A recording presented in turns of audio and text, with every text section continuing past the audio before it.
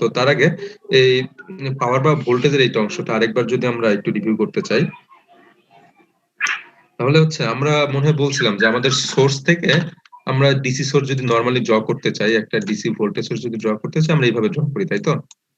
এর হচ্ছে একটা প্লাস মাথা থাকে, একটা মাইনাস টার্মিনাল থাকে। তো পাওয়ারটা, আমরা কারেন্টটা কি জানি সবসময় কোন দিক থেকে বের হয় বলো তো? এই সোর্স থেকে? স্যার প্লাস পয়েন্ট থেকে। সোর্স থেকে সবসময় এই প্লাস থেকে কারেন্টটা বের হবে, ঠিক আছে? আর আমরা একটা প্যাসিভ এলিমেন্ট, আমরা একটা রেজিস্টর এটার সাথে আমরা লাগাই দিলাম। এখন এই রেজিস্টরের ভিতর দিয়ে তাহলে কি কারেন্ট, একটা কারেন্ট ফ্লো করবে, তাই তো? কারেন্ট যেহেতু এই দিক দিয়ে বেরোলো, তাহলে ঘুরে এই সোজা এইভাবে একটা সার্কেল অনুযায়ী ঘুরতে থাকবে। তাহলে একটু দেখানোর জন্য যে আমরা এইখানে নরমালি আমাদের যে অ্যাক্টিভ এলিমেন্ট আছে, আমরা একটু পরে দেখবো অ্যাক্টিভ এলিমেন্ট আমরা কাকে বলতেছি। আমাদের সোর্স যেগুলো আছে, সোর্স গুলোর কি পোলারিটিটা ডিফাইন করা থাকে না? ডিফাইন করে বলতে আমরা বোঝাচ্ছি এটা সোর্সের পোলারিটি আগে থেকে ফিক্সড করা। এটা কি ইউজার ডিফাইন্ড নাকি অটোমেটিক্যালি ফিক্সড থাকা অবস্থায় তোমাদের কাছে থাকে? ক্লাসটা কি রেকর্ড করা যায় স্যার? ও আচ্ছা আচ্ছা, হ্যাঁ অবশ্যই অবশ্যই, ধন্যবাদ, আমি ভুলেও গেছিলাম। আচ্ছা, এটা করতে হয় শেয়ার অপশন বন্ধ করে তারপর রেকর্ড চালু করতে হবে নাকি না? রেকর্ড অন দিস কম্পিউটার পাওয়া গেছে। আচ্ছা, তো আমরা যেটা বলতেছিলাম যে আসলে আমাদের সোর্স যেগুলো আছে, সোর্স গুলোর পোলারিটি যে কোন দিকে প্লাস কোন দিকে মাইনাস, এটা আগে থেকে ফিক্সড করা থাকে, এটা আমরা নিজেরা ফিক্সড করতে পারি না।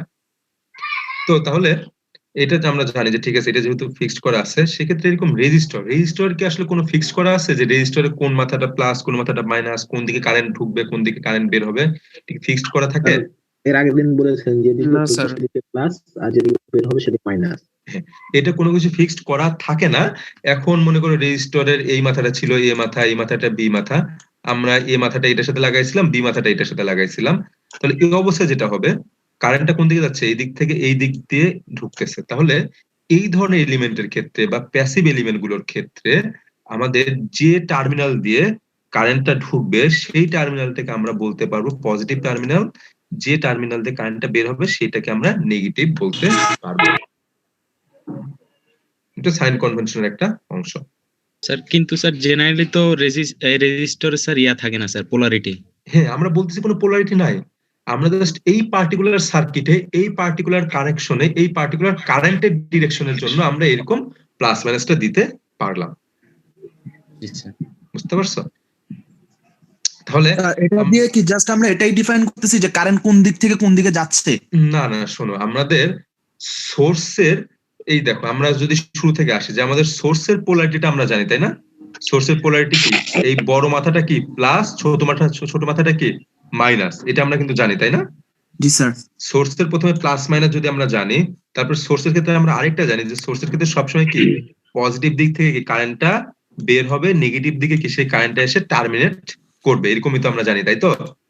তাহলে সোর্সেরটা আমরা জানি। এখন এই সোর্সের সাথে আমরা যদি কোনো রেজিস্টর বা যদি কোনো লোড লাগাই দেই, তাহলে সেই লোডের ভিতর দিয়েও কোন দিক দিয়ে কারেন্ট ফ্লো করবে, এই দুইটা কি সিরিজ এলিমেন্ট হিসেবে আছে, তাই না? আমরা মনে হয় জানি যে দুইটা এলিমেন্ট যদি সিরিজে থাকে তাহলে দুইটা এলিমেন্টের মধ্যে দিয়ে একই কারেন্ট এবং কি একই ডিরেকশনের কারেন্টটা ফ্লো করে।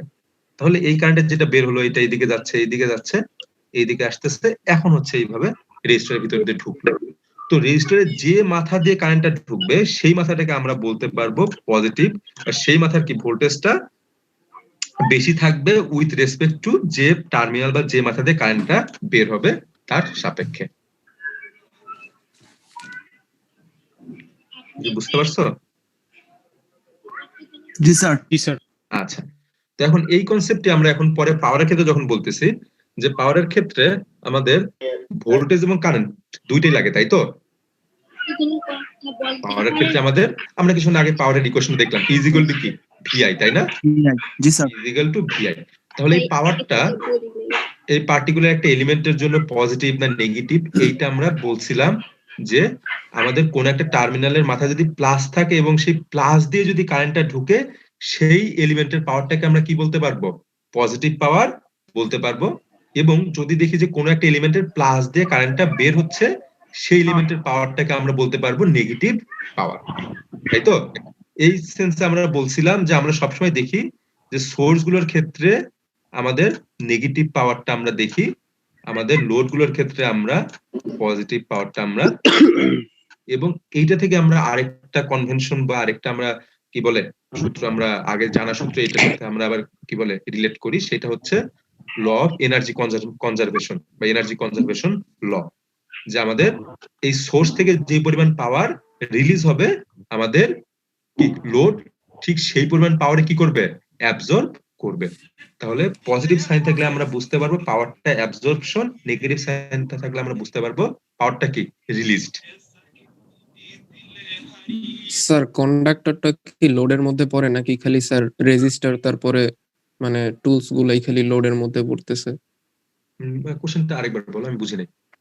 স্যার লোড আসলে বলতে কি বোঝানো হচ্ছে ও এটা আচ্ছা আচ্ছা আচ্ছা আচ্ছা আচ্ছা, তো আমরা এই স্লাইডটা শেষ করে আমরা নতুন ক্লাসে যাই, ওইখানে আমরা তোমার কোশ্চেনের অ্যানসার আমরা পেয়ে যাবো। স্যার এই হ্যাঁ, যে বলো। এই জিনিসটা আরেকবার একটু বুঝিয়ে দেবেন, সোর্সে নেগেটিভ আর লোডে পজিটিভ, যেটা থেকে কারেন্ট বের হচ্ছে সেটা হচ্ছে পজিটিভ পাওয়ারের। আচ্ছা আচ্ছা আচ্ছা, তাহলে ধরো আমি এটা শেষ করে অন্য স্লাইডে যাচ্ছি।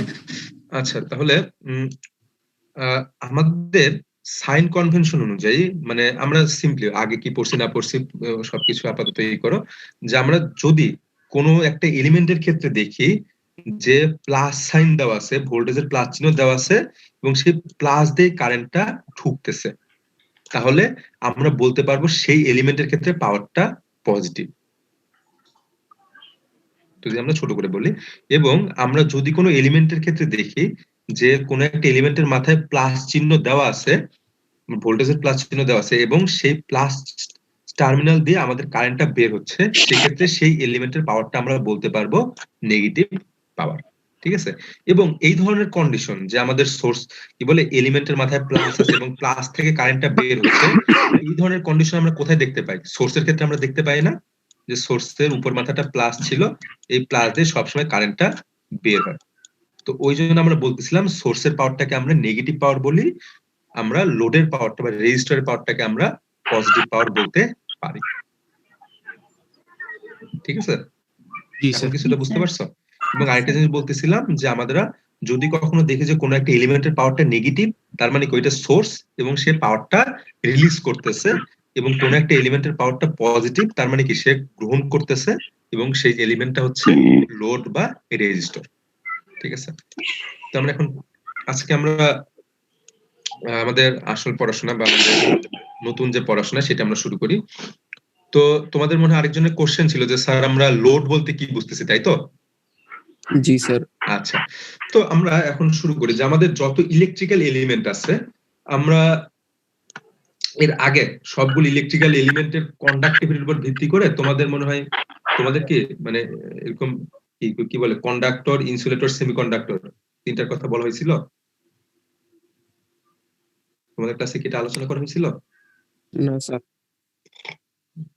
গত ল্যাবে মনে হয় একটু আইডিয়া দেওয়া হয়েছিল যে আমাদের সব ধরনের ইলেকট্রিক্যাল ম্যাটেরিয়ালকে আমরা তিন ভাগে ভাগ করতে পারি, একটা ছিল কি কন্ডাক্টর, একটা ছিল সেমিকন্ডাক্টর, একটা ছিল ইনসুলেটর, তাই তো?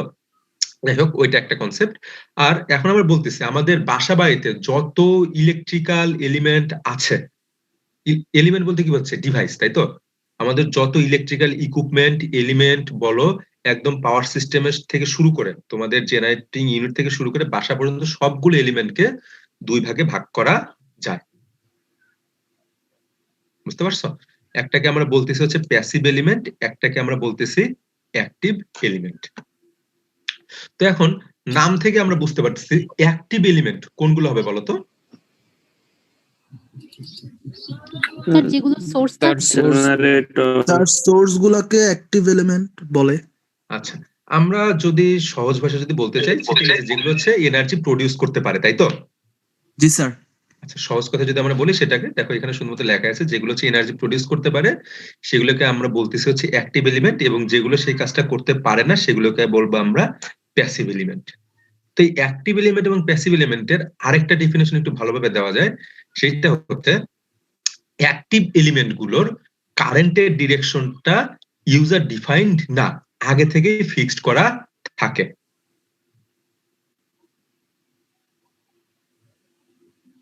বুঝতে পারছো কথা? আরেকবার আমরা বলতেছি, আমরা কিছুক্ষণ আগেই বললাম যে আমাদের অ্যাক্টিভ এলিমেন্ট গুলো কি করতে পারে, এনার্জি প্রডিউস করতে পারে, তাই তো? এবং প্যাসিভ এলিমেন্ট গুলো কোনো এনার্জি প্রডিউস করতে পারে না। তো সেই সেন্সে আমরা নরমালি আমাদের প্যাসিভ এলিমেন্ট গুলো আমরা কোনগুলোকে বলতে পারি বলতো? আমাদের বাসা বাড়িতে যত কি বলে কনজিউমিং ডিভাইস যেগুলো আছে সবগুলো কিন্তু আমাদের সেই রেজিস্টর, ক্যাপাসিটর এবং ইন্ডাক্টর দিয়ে বানানো। তাহলে এই সবগুলোকে আমরা বলতে পারি হচ্ছে প্যাসিভ এলিমেন্ট, এবং প্যাসিভ এলিমেন্ট এইগুলোর আরেকটা নাম হচ্ছে আমাদের লোড। ঠিক আছে? যেগুলো হচ্ছে আমাদের ইলেকট্রিক্যাল পাওয়ার কনজিউম করবে সেগুলোকে আমরা বলবো হচ্ছে লোড। ঠিক আছে? আর যে এলিমেন্ট গুলো আমাদের ইলেকট্রিক্যাল পাওয়ার সাপ্লাই দিবে সেগুলোকে আমরা বলবো সোর্স। ঠিক আছে? কারেন্টের ডিরেকশন ওইটা আপাতত থাক, ওইটা আমরা পরবর্তীতে ব্যাখ্যা করার চেষ্টা করবো। এখন তোমাদের বললে তোমাদের আরো কনফিউশন বেশি তৈরি হবে। ঠিক আছে? আপাতত তাহলে জেনে রাখো যে আমাদের সব ইলেকট্রিক্যাল এলিমেন্টকে দুই ভাগে ভাগ করা যায়। একটাকে বলতেছি আমরা প্যাসিভ এলিমেন্ট অথবা কি লোড, আরেকটা হচ্ছে কি অ্যাক্টিভ এলিমেন্ট অথবা সোর্স। ঠিক আছে? লোড এবং সোর্স। আমাদের লোডটা কি পাওয়ারটা কনজিউম করবে, সোর্সটা কি পাওয়ারটা দিবে। তাহলে সোর্স হিসেবে এখানে কি কি বলা আছে? তোমাদের জেনারেটর তোমরা জানো, ব্যাটারিজ তোমরা জানো, অপারেশনাল অ্যাম্পলিফায়ার এটা তোমরা পরবর্তীতে পড়বা, অপ অ্যাম্প যেটাকে বলা হচ্ছে। ঠিক আছে? আচ্ছা, তো তাহলে আমাদের এই যে দুই ধরনের ইলেকট্রিক্যাল ইকুইপমেন্ট যে আমরা বললাম যে লোড এবং সোর্স, লোড গুলো কি কি আমাদের রেজিস্টর, ক্যাপাসিটর, ইন্ডাক্টর, তিনটা সম্পর্কে সামান্য কিছু আইডিয়া তোমাদের আছে তাই না? রেজিস্টরটা কি কারেন্ট ফ্লোইং এ বাধা দেয়, ক্যাপাসিটর কি দুইটা হচ্ছে পাত দিয়ে বানানো হয়, ইন্ডাক্টরটা তার দিয়ে পেঁচায় ইন্ডাক্টরটা বানানো হয়, তাই তো নাকি? জি স্যার। এই ক্যাপাসিটর এবং ইন্ডাক্টর এই দুটা টার্মের বিস্তারিত জিনিস আমরা যখন এসি সার্কিট পড়বো তখন আমরা এটা বিস্তারিত দেখবো। ঠিক আছে? ডিসিতে এটার ইফেক্ট থাকে না, কেন থাকে না এটা যখন আমরা এসি পড়বো তখন ব্যাখ্যা করবে, তারপর আমরা এসির ক্ষেত্রে ওইটা পড়াশোনা শুরু করব। আমাদের এই ডিসি সার্কিট আমরা কিন্তু এখন তোমাদের মনে হয় শুরু ক্লাসে আমরা বলছিলাম যে আমরা সবকিছুই পড়বো, শুরুর দিকে সবকিছুই পড়বো আমাদের ডিসি রিলেটেড বা ডিসি সোর্সের জন্য আমরা পড়বো। এতে সুবিধাটা হচ্ছে আমাদের ক্যালকুলেশনটা সুবিধা হবে, বুঝতে সুবিধা হবে, এবং আমাদের যত ডিসি সার্কিট দেখবা সব ডিসি সার্কিটেই বেসিক্যালি সবকিছু রেজিস্টরই থাকবে। ক্যাপাসিটর থাকলেও তার কোনো ইফেক্ট থাকবে না, ইন্ডাক্টর থাকবে তার কোনো ইফেক্ট থাকবে না। তোমরা মানে এমনিতেই জানো, মানে আইডিয়া মনে আছে যে আমাদের এই ক্যাপাসিটরটা ডিসিতে কি হিসেবে কাজ করে? Energy storage, energy storage device.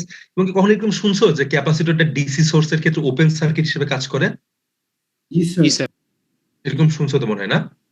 Similarly আমাদের ইন্ডাক্টরটা আমাদের ডিসি সার্কিটের ক্ষেত্রে বা ডিসি সোর্সের ক্ষেত্রে শর্ট সার্কিট হিসেবে কাজ করে, এরকম মনে হয় তোমরা শুনছো। তো কেন শর্ট সার্কিট, কেন ওপেন সার্কিট, সেটা আমরা পরে দেখবো। ঠিক আছে? আচ্ছা, তো তাহলে আমাদের প্যাসিভ এলিমেন্ট যেগুলো ছিল সেগুলো নিয়ে আমাদের কথাবার্তা বলা হয়ে গেল। এখন হচ্ছে আমাদের অ্যাক্টিভ এলিমেন্ট যেগুলো আছে, যে আমাদের সোর্স যেটাকে আমরা বলতেছি, সোর্সকে তাহলে এখন কয় ভাগে ভাগ করা যায় সেটা আমরা একটু দেখবো এখন। আচ্ছা, তো আমাদের এই সোর্সকে গুলোকে অনেক ভাগে ভাগ করা যায়, মানে আমাদের যেটা নরমালি আমরা যেটা বলি যে তোমাদের এই যে আমাদের যে হিউম্যান কাইন্ডকে কয় ভাগে ভাগ করা যায় তুমি বলতে পারবা? কেউ বলতে পারবা? স্যার দুই ভাবে স্যার। প্রজাতিকে কয় ভাগে ভাগ করা যায়? দুই ভাবে স্যার। দুই ভাবে। সেটা কিসের ভিত্তিতে? আমাদের জেন্ডারের ভিত্তিতে যদি আমরা বলি তাহলে কি আমাদের কোনো কিছুর একটা বেসিসে আমাদের শুরুতে আনতে হবে। যদি আমরা জেন্ডারের বেসিসে বলি তাহলে কি দুই ভাগে ভাগ করা যাবে। যদি আমরা কান্ট্রি ওয়াইজ যদি বলি যে ঠিক আছে, বা আমরা ভাষাভাষী আমরা বলি না যে ঠিক আছে কোন ল্যাঙ্গুয়েজে কথা বলে, এই বেসিসে আমরা যদি ভাগ করতে চাই তাহলে কয়টা হয়ে যাবে? কতগুলো আছে? অনেক স্যার। 100-150 এরকম ভাষার বেসিসে হয়ে যাবে। যদি সাদা কালো, সাদা চামড়া কালো চামড়া এর বেসিসে যদি ভাগটা করতে চাই, এটাও দেখা যাবে 5-7 ক্যাটাগরি হয়ে যাচ্ছে। যদি খাটো লম্বার বেসিসে আমরা ভাগ করতে চাই এরকম দেখা যাবে 5-7 ক্যাটাগরি হয়ে যাবে। এটা বলার উদ্দেশ্যটা হচ্ছে যে আমাদের সেইরকমই আমাদের ইলেকট্রিক্যাল সোর্সকেও আমরা ফিক্সড বা স্ট্রিক্টলি কোনো ক্যাটাগরিতে আসলে ভাগ করতে পারবো না। নির্দিষ্ট কিছু বেসিসের উপর ভিত্তি করে আমরা একে বিভিন্ন ক্যাটাগরিতে ভাগ করতে পারবো। ঠিক আছে? তো প্রথমে যেটা বলা হচ্ছে সেটা হচ্ছে আমাদের যে একটা সোর্স আসলে কোনো কিছুর উপর ডিপেন্ডেন্ট কিনা এর উপর ভিত্তি করে সোর্সটাকে দুই ভাগে ভাগ করা যায়। একটাকে বলা হচ্ছে ইন্ডিপেন্ডেন্ট সোর্স, একটাকে বলা হচ্ছে ডিপেন্ডেন্ট সোর্স। আমরা এই ইলেকট্রিক্যাল সোর্সের ক্লাসিফিকেশন এরপরে আরো 2 ধরনের দেখব। তার আগে আমরা বলে নিচ্ছি যে প্রথম ক্লাসিফিকেশনটা আমরা করতেছি যে সোর্সের ভোল্টেজ বা কারেন্ট কোন কিছুর উপর নির্ভর করতেছে কিনা। তো এখন তোমরা এর আগে দেখে আসছো যে এরকম আমরা একটা চিহ্ন দিছি বা এরকম একটা চিহ্ন দিছি, এখানে প্লাস মাইনাস অথবা এরকম তোমরা দেখছো, ঠিক আছে? এই ধরনের কোনো শেপ তো দেখছো, তাই তো? তো এই ধরনের শেপ গুলো তো যখন আমরা দিছি এবং তো সবসময় দেখবা যে এখানে কি একটা ভোল্টেজ, একটা 5 ভোল্টেজ অথবা 10 ভোল্টেজ, এইখানে দেখা যাবে 5 অ্যাম্পিয়ার এরকম বলা আছে। তো আমরা এই যে সোর্স গুলো যে সিম্বল, এই সিম্বল গুলো দিয়ে আমরা বুঝবো যে এই সিম্বল গুলো হচ্ছে ইন্ডিপেন্ডেন্ট ভোল্টেজ সোর্সের সিম্বল। এখন কথা হচ্ছে ইন্ডিপেন্ডেন্ট সোর্স আমরা কাকে বলতেছি? হ্যাঁ, কিছু বললা কেউ?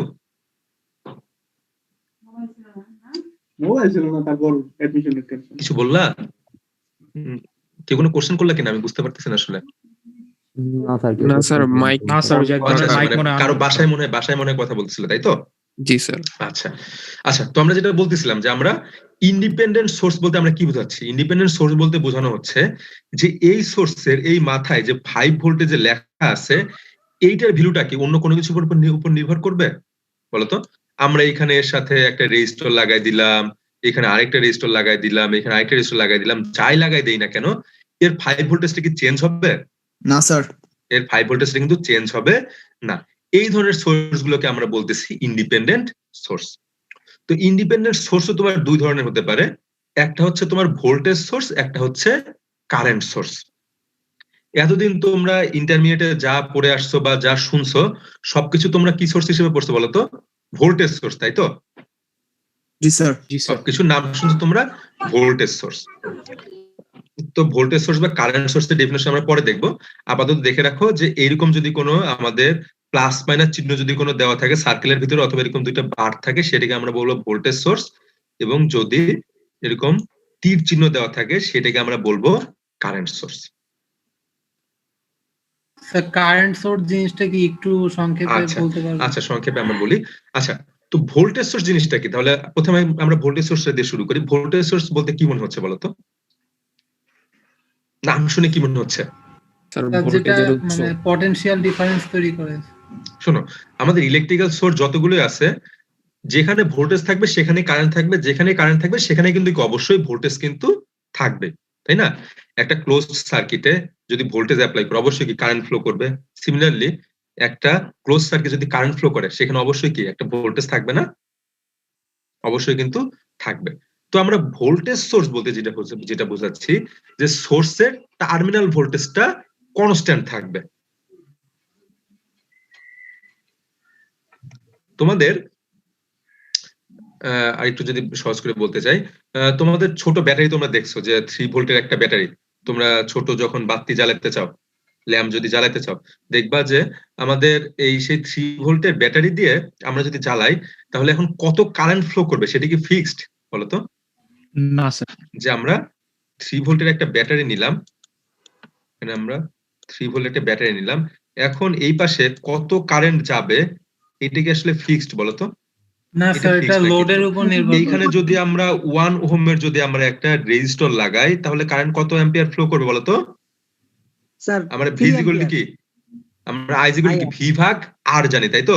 এটা হচ্ছে ভোল্টেজ, এটা হচ্ছে রেজিস্ট্যান্স। তাহলে যদি 1 ওহমের আমরা যদি থাকে তাহলে কারেন্ট কত ফ্লো করবে? 3 অ্যাম্পিয়ার ফ্লো করবে। যদি এটা যদি 1 ওহমের পরিবর্তে 2 ওহম যদি লাগাই দেই সেক্ষেত্রে কত কারেন্ট ফ্লো করবে? 1.5 অ্যাম্পিয়ার ফ্লো করবে। যদি আমরা 3 ওহম যদি লাগাই দেই তাহলে 1 অ্যাম্পিয়ার ফ্লো করবে। তাহলে ভোল্টেজ সোর্স বলতে আমরা বোঝাচ্ছি যে সোর্স গুলো টার্মিনাল ভোল্টেজটা কনস্ট্যান্ট থাকবে, কিন্তু এর থেকে কি পরিমাণ কারেন্ট বাইরে যাচ্ছে বা এক্সট্রাক্ট করতেছে এটা নির্ভর করবে লোডের উপরে। তাহলে ভোল্টেজ সোর্সের ডেফিনিশনটা বোঝা গেল?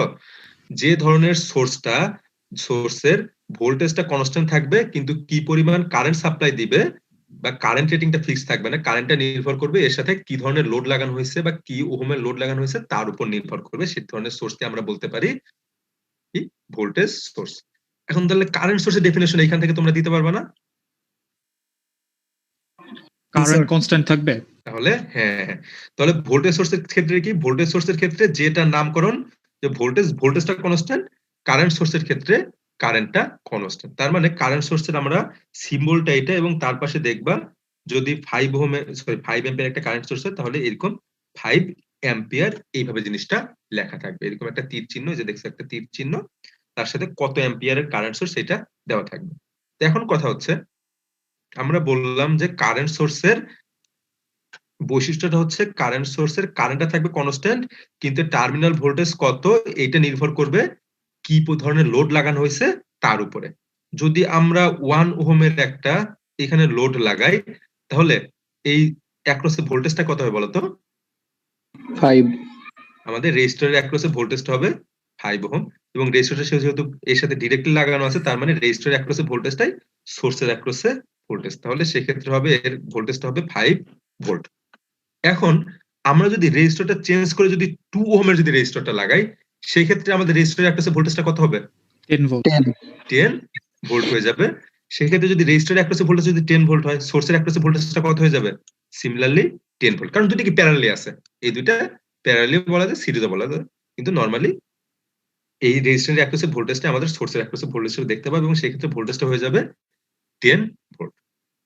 তাহলে আমরা যে স্যার এই দেখতেছি যে সার্কিটটা কি প্যারালাল বা মানে দুইটাই বলা যাবে? হ্যাঁ, এটা সিরিজ প্যারালাল দুইটাই। আমরা যদি আসলে বেসিক্যালি যদি এইখানে যদি আরেকটা যদি লাগাই দিতাম, এটা আসলে অ্যাকচুয়ালি আরো বেশি প্যারালাল, আমাদের চোখের দেখার সুবিধার জন্য আরো বেশি ভালো হইতো। বুঝতে পারছো? তো যাই হোক, আমাদের মেইন কনসিডারেশন ওইটা না। আমরা যেটা বলতেছিলাম যে কারেন্ট সোর্সের ক্ষেত্রে কারেন্টটা কনস্ট্যান্ট থাকবে, কিন্তু সোর্সের অ্যাক্রসের ভোল্টেজটা নির্ভর করবে এর সাথে কত ওহমের রেজিস্টর লাগানো আছে তার উপরে। স্যার একটা কোশ্চেন কি করা যাবে? হ্যাঁ হ্যাঁ, অবশ্যই। স্যার আমরা যখন মোবাইল ফোন চার্জ দেই, স্মার্টফোন, তখন দেখা যায় যে প্রথমে যখন ব্যাটারি একদম কম থাকে তখন 3.7 ভোল্ট থাকে, তো আস্তে আস্তে যখন চার্জ বাড়তে থাকে তখন 4.2 এর কাছাকাছি হয়। তো এটা কি ফোন রোধটা চেঞ্জ করে, মানে এখানে ভোল্টেজটা কিভাবে চেঞ্জ হচ্ছে তাই? এটা আসলে আমাদের মানে ব্যাটারি মানে স্ট্রাকচারগতই পার্থক্য। বুঝতে পারছো? আমাদের এই বরাবর আমার ব্যাটারি এটা অনেকটা থাকে, এরকম থাকে। বুঝতে পারছো? যে ব্যাটারি হচ্ছে এইদিকে যদি ভোল্টেজ থাকে এবং এইদিকে হচ্ছে এসওসি আমরা বলি, স্টেট অফ চার্জ, যে এটা হচ্ছে সে 100% চার্জ, এটা হচ্ছে চার্জ কমে 0% হচ্ছে। বুঝতে পারছো? তো দেখা যায় ব্যাটারির চার্জিং এর প্রপার্টিসটা এরকম, যত বেশি চার্জ তুমি বাড়বা, জিরো থেকে যত বেশি আমাদের চার্জিংটা বাড়তেছে, আস্তে আস্তে আস্তে আস্তে এর চার্জ মানে কি বলে ব্যাটারির টার্মিনাল ভোল্টেজটা বাড়তে থাকবে। বুঝতে পারছো? ব্যাটারির প্রপার্টিসটা ওইটা। আমাদের ব্যাটারির ভিতরে কিন্তু কেমিক্যাল রিঅ্যাকশন ঘটে, তাই না? তো কেমিক্যাল রিঅ্যাকশনের ফলে আমরা কি যখন চার্জ দেই তখন কিন্তু সেই কেমিক্যাল গুলোকে আবার দুই পাশে আমাদের যে লিথিয়াম আয়ন থাকে তার মাঝখানে যে একটা ব্যারিয়ার থাকে, ব্যারিয়ারের দুই পাশে কিন্তু ইলেকট্রন গুলো চলে যায়। তো যত বেশি ইলেকট্রন গুলো চলে যেতে থাকবে তত বেশি পোটেনশিয়াল ডিফারেন্সটা তত বেশি বাড়তে থাকবে। বুঝতে পারছো? জি স্যার। আচ্ছা, তো আমরা তাহলে ইন্ডিপেন্ডেন্ট সোর্সটা সম্পর্কে একটা আইডিয়া পাইলাম, যে যে ধরনের তাহলে কি ভোল্টেজ বা কারেন্ট সোর্সের আমরা এতক্ষণ যে বললাম যে কারেন্ট সোর্স বা ভোল্টেজ সোর্স হিসেবে ব্যাখ্যা করলাম, এবং দেখলাম যে এই ধরনের সোর্সের মাথায় যে এখানে যদি 5 ভোল্ট লেখা থাকে বা 5 অ্যাম্পিয়ার লেখা থাকে, এটা 5 অ্যাম্পিয়ারে সাপ্লাই দিবে, এর ভ্যালু অন্য কোনো কিছুর উপর নির্ভর করবে না। কিন্তু এছাড়া আমাদের আরো কিছু সোর্স আছে যেগুলোতে দেখা যাবে যে সোর্সের ভোল্টেজ অথবা কারেন্টের ভ্যালুটা অন্য কোনো একটা ব্রাঞ্চের ভোল্টেজ বা কারেন্টের উপর নির্ভর করতেছে। সেই ধরনের সোর্সকে আমরা বলতে পারবো ডিপেন্ডেন্ট সোর্স। এবং এই ডিপেন্ডেন্ট সোর্স গুলো নরমালি আমরা কোথাও জেনারেট করি না, কোথাও পাইও না। এটা শুধুমাত্র ইলেকট্রনিক সার্কিটের ক্ষেত্রে ইকুইভ্যালেন্ট সার্কিট আমরা যখন ড্র করব তখন দেখা যাবে বিভিন্ন এরকম কি বলে ডিপেন্ডেন্ট সোর্স গুলো চলে আসতেছে। বুঝতে পারতেছো? যে এই ধরনের ডিপেন্ডেন্ট সোর্স গুলো আসলে প্র্যাকটিক্যালি আসলে ওইরকম কোনো কি বলে তুমি চোখে দেখতে পাবা না কখনো, কিন্তু এগুলো বেসিক্যালি ইলেকট্রনিক যে আমাদের যে চিপ আছে, আইসি আছে, সেগুলোর মধ্যে অটোমেটিক্যালি জেনারেট হয়ে যায়। বুঝতে পারছো? তো এখন আমরা এখানে দেখতেছি যে আমাদের আমরা যদি একটু সার্কিটটা যদি ড্র করে তোমাদের দেখাই ভালো হবে।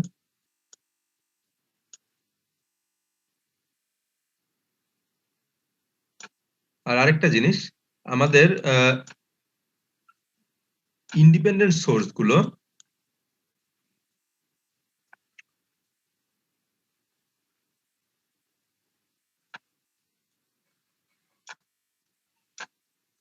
আচ্ছা, তো আমাদের আরেকটা জিনিস যে আমাদের ইন্ডিপেন্ডেন্ট সোর্স গুলো আমরা প্রকাশ করি হচ্ছে সিম্বলটা হচ্ছে আমাদের এরকম সার্কেল থাকবে, সার্কেলের জন্য ভোল্টেজ সোর্স হলে কি প্লাস মাইনাস দেওয়া থাকবে, কারেন্ট সোর্স হলে কি একটা এরকম তীর চিহ্ন দেওয়া থাকবে, অথবা আরেকভাবে প্রকাশ করা যায় সেক্ষেত্রে ভোল্টেজ সোর্সের ক্ষেত্রে এরকম কি বড় একটা টান ছোট একটা টান দিলে আমরা বলতে পারবো এটা একটা ইন্ডিপেন্ডেন্ট সোর্স।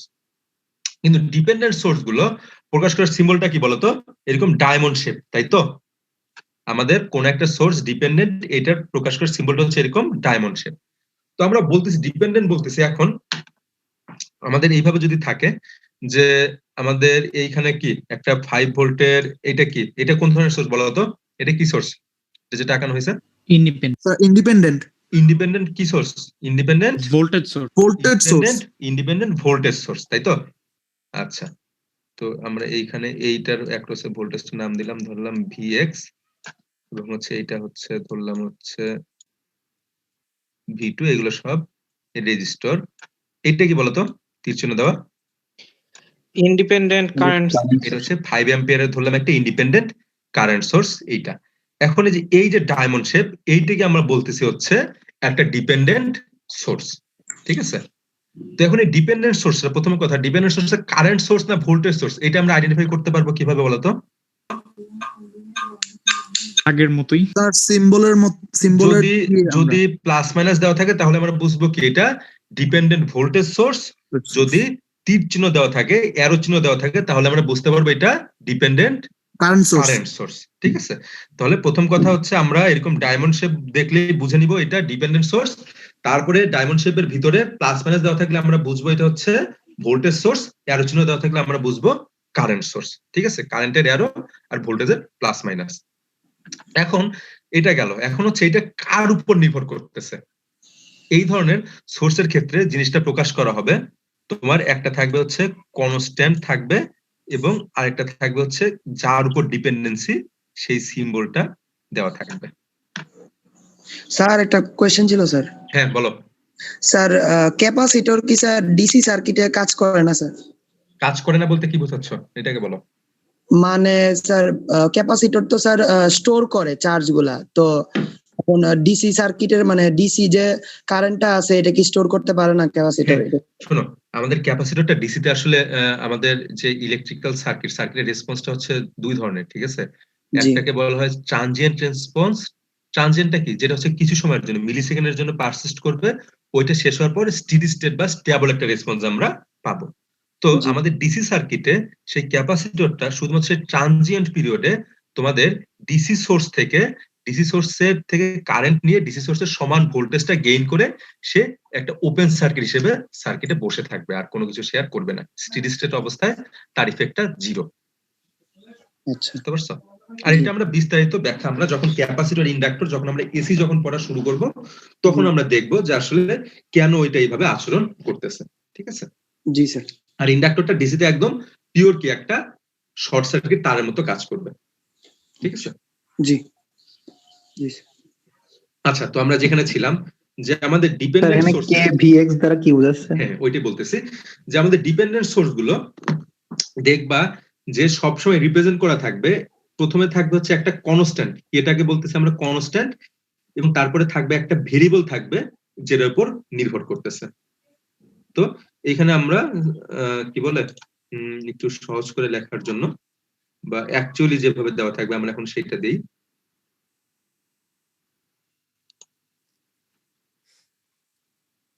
তোমাদের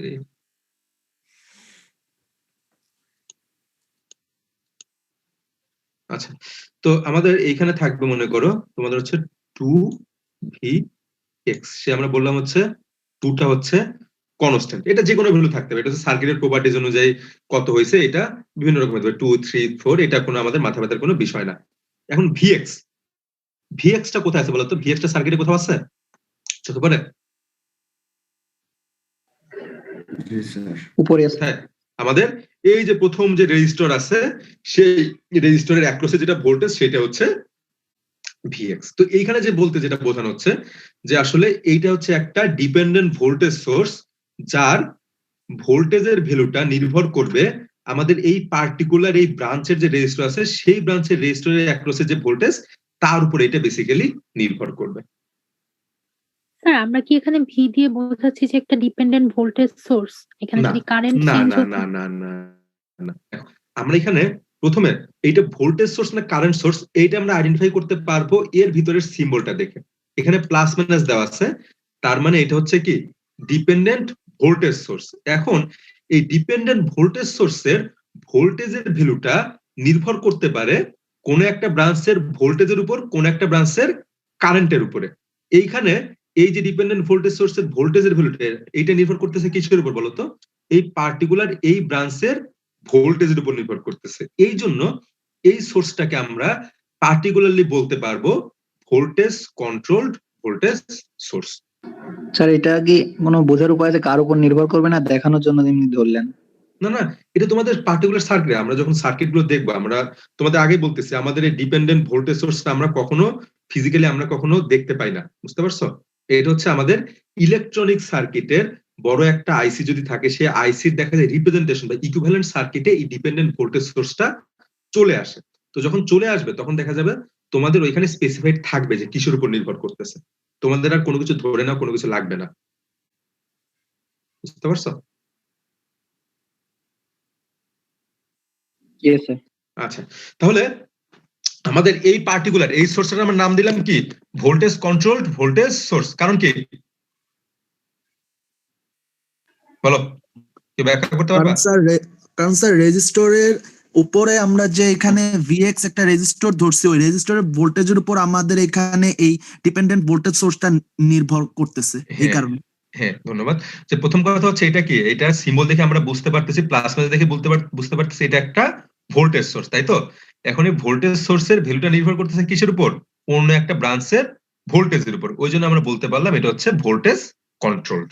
মানে এই ভোল্টেজটাই বেসিক্যালি হচ্ছে এই কি বলে আমাদের ডিপেন্ডেন্ট ভোল্টেজ সোর্সের ভোল্টেজটাকে কন্ট্রোল করতেছে, ঠিক আছে? এখন আমাদের এইটা রিপ্রেজেন্টেশন এইরকম না থেকে আমাদের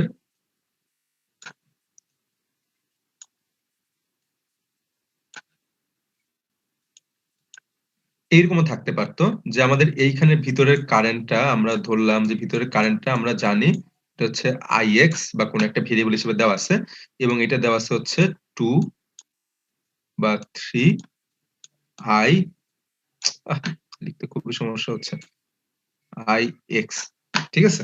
তাহলে এটা থেকে আমরা কি বুঝতেছি বলতো? তোমার লেখা কিছু বুঝতে পারতেছো আসলে? যারা ফোনে ক্লাস করছে তাদের জন্য আসলে খুবই মনে হয় সমস্যা হচ্ছে। বোঝা যাচ্ছে স্যার। আচ্ছা, বুঝতে পারলে ভালো। আচ্ছা, তো আমরা তাহলে এইখান থেকে কি বুঝতেছি বলতো? এই এই সোর্সে এখনো কি আছে বলতো?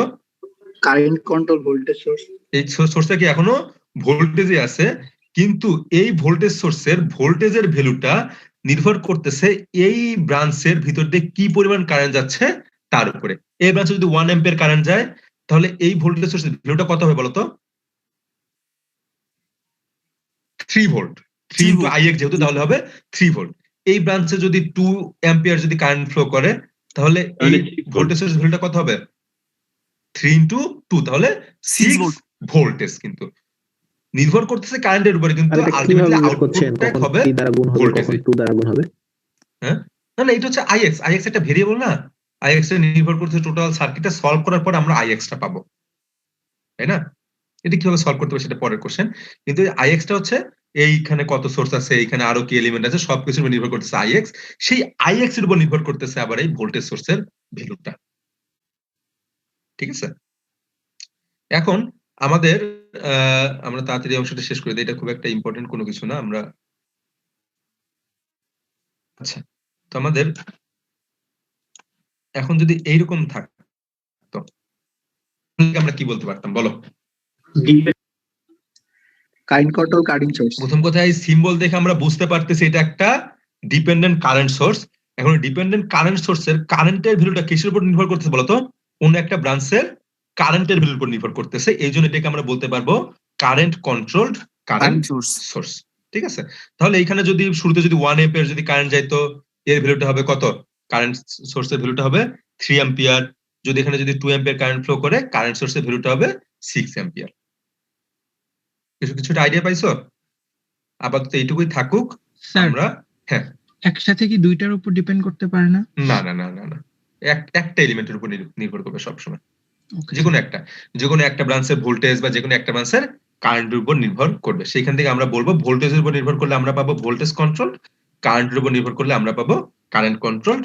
আর ওই সেই ডায়মন্ড শেপের ভিতরে যদি প্লাস মাইনাস দেওয়া থাকে সেক্ষেত্রে আমরা বলতে পারবো ভোল্টেজ সোর্স, তীর চিহ্ন দেওয়া থাকলে আমরা বলতে পারবো কারেন্ট সোর্স। ওকে ওকে স্যার। স্যার একটা কনফিউশন স্যার। হ্যাঁ বলো। স্যার শুরুতে যে কেটা ছিল সেই কেটা কি? ও কেটা বলতে আমরা কনস্ট্যান্টটা বুঝাইছিলাম।